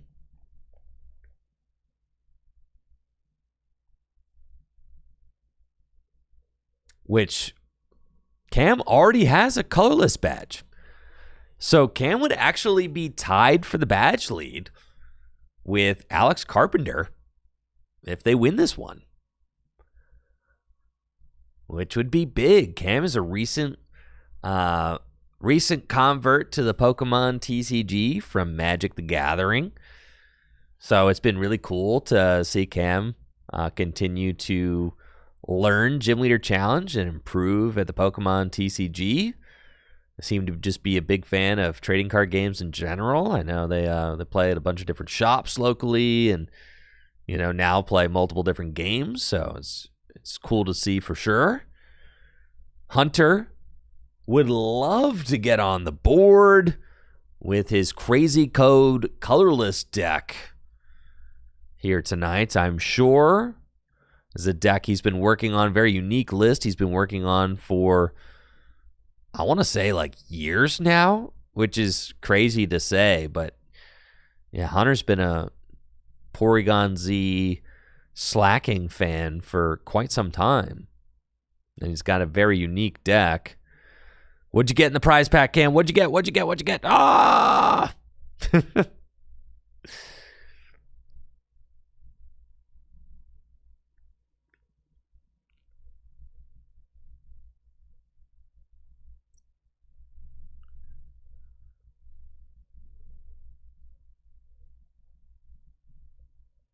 All right, and our 5th and final round is underway here at Full Grip Games. 40 minutes on the clock. Let's go. Looks like Cam going first in. What a cool dragon deck. Oh, man. This is not your Drago box deck, that's for sure. Look at these guys. We've got Axew. We've got Ultra Necrozma. Oh, my goodness. Shoo! This is too cool. Too cool. Oh, I love seeing such a unique take on Dragon. This is beast. All right, so Ultra Necrozma. Ultra Necrozma is like a really good card. Honestly, if Psychic and Metal were just like slightly better energy types for like most Dragon Pokemon, then I feel like Ultra Necrozma would obviously just see like a lot more play. But Ultra Necrozma for a Psychic and a Metal energy does 170 damage. But it's also got this ability, makes it so that it cannot attack unless you have 2 or less prize cards remaining. So that ability obviously makes it so that it's not a great attacker early on in the game, unless you have a Silent Lab to turn off your own ability, right? Oh, it's unless your opponent has 2 or less prize cards remaining. Yes, yes. The Ultra Burst ability. It's always funny when Pokemon have abilities that are like not good as opposed to beneficial. Most of the time, abilities are beneficial. But sometimes they are not. Hunter playing a Pokegears, got Fan Rotom, Fan Call, helps set up the deck. Pokegear does find Guzma and Hala. Guzma and Hala probably going to be the supporter card of choice this turn. Going to allow Hunter to discard a couple other cards from his hand. And search his deck for a Stadium tool card and a special energy.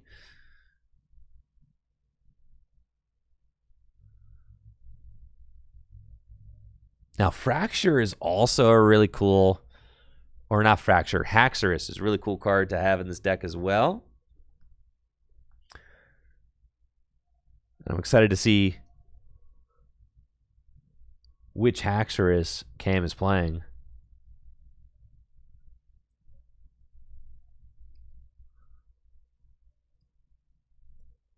Take a look at the different Haxorus here. Haxorus, I think, has like a 1 energy attack that can 1-hit KO basics or something. Or it's either like basics or Pokemon with special energy.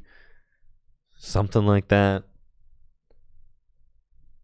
My card scan loader is being slow. Let's see.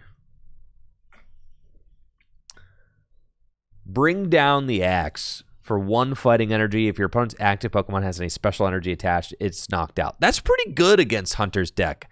Hunter doesn't play a single...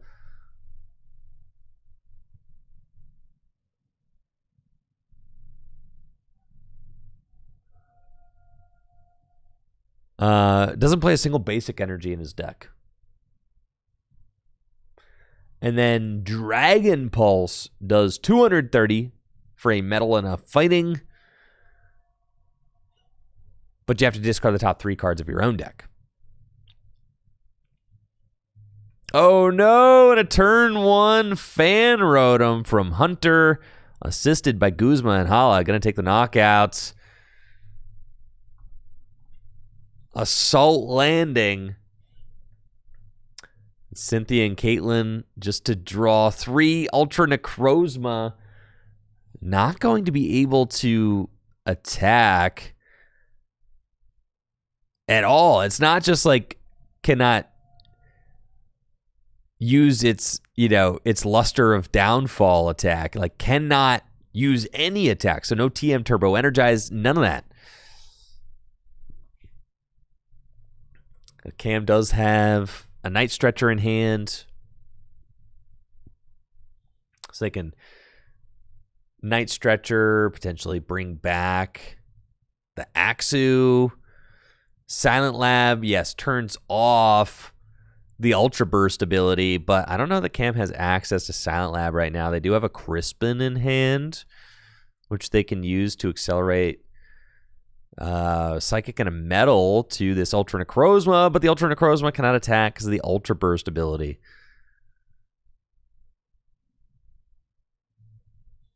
So just going to be a Crispin to get some extra energy onto Ultra Necrozma. Oh, whoa, whoa, whoa. Yeah.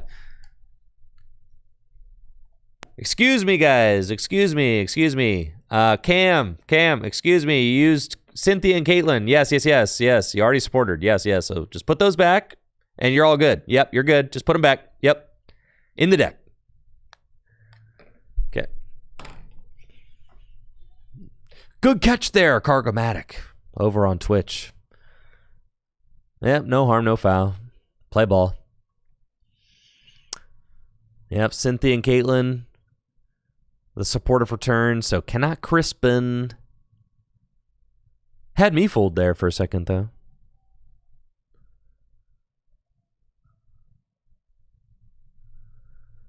Night Stretcher can bring back the Axu.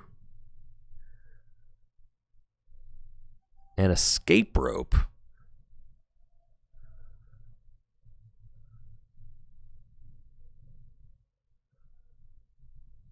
I don't know. Oh, escape rope, I guess, could allow Axew to use TM Turbo Energize. That's another way of doing this, right? Okay. Yeah, that'll work.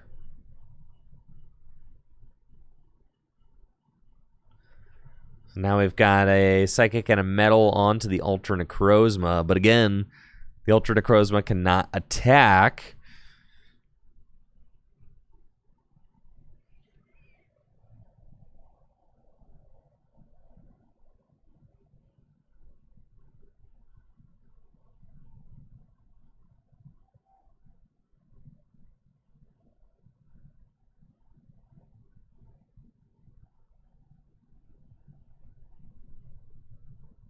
And then Hunter's got a Cynthia and Caitlyn.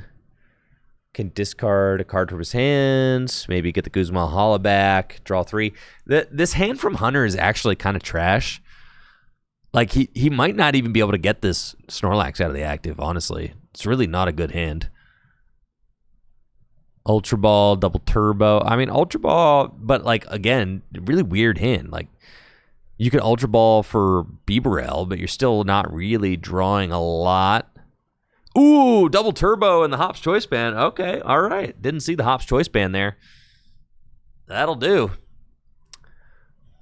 The Hop's Choice Band, this Snorlax is going in. Dynamic Press for 140. That is just going to be a very dead Axew.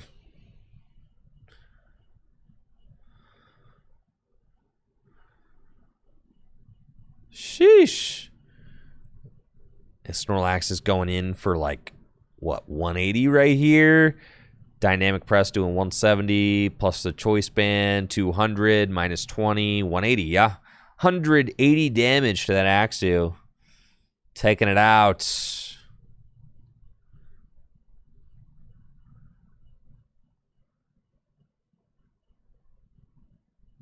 And then Bibarel can draw 2. With Bibarel online, Hunter's got to be feeling pretty good. Porygon 2 also, like, just feels good. And then with this knockout, ooh, can go get Iono or Evolution Incense off the KO. Both of those feel really good, as it's going to allow Hunter to go get, yeah, we see him choosing the Evolution Incense. Just going to allow him to go get that Porygon Z.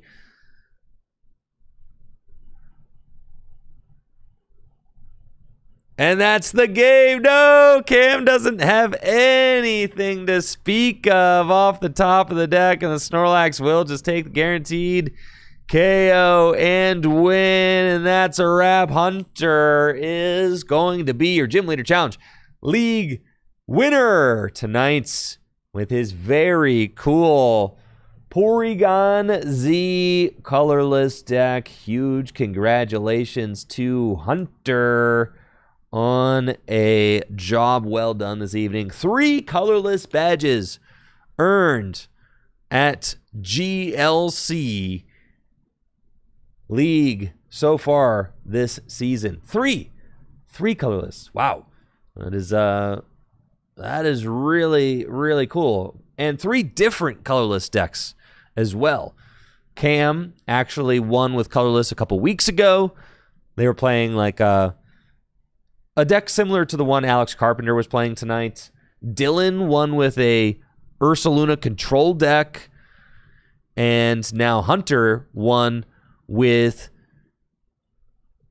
the Crazy Code Porygon deck. So awesome to see there. Huge congratulations to Hunter. Well earned. He's been working on this deck for a long time.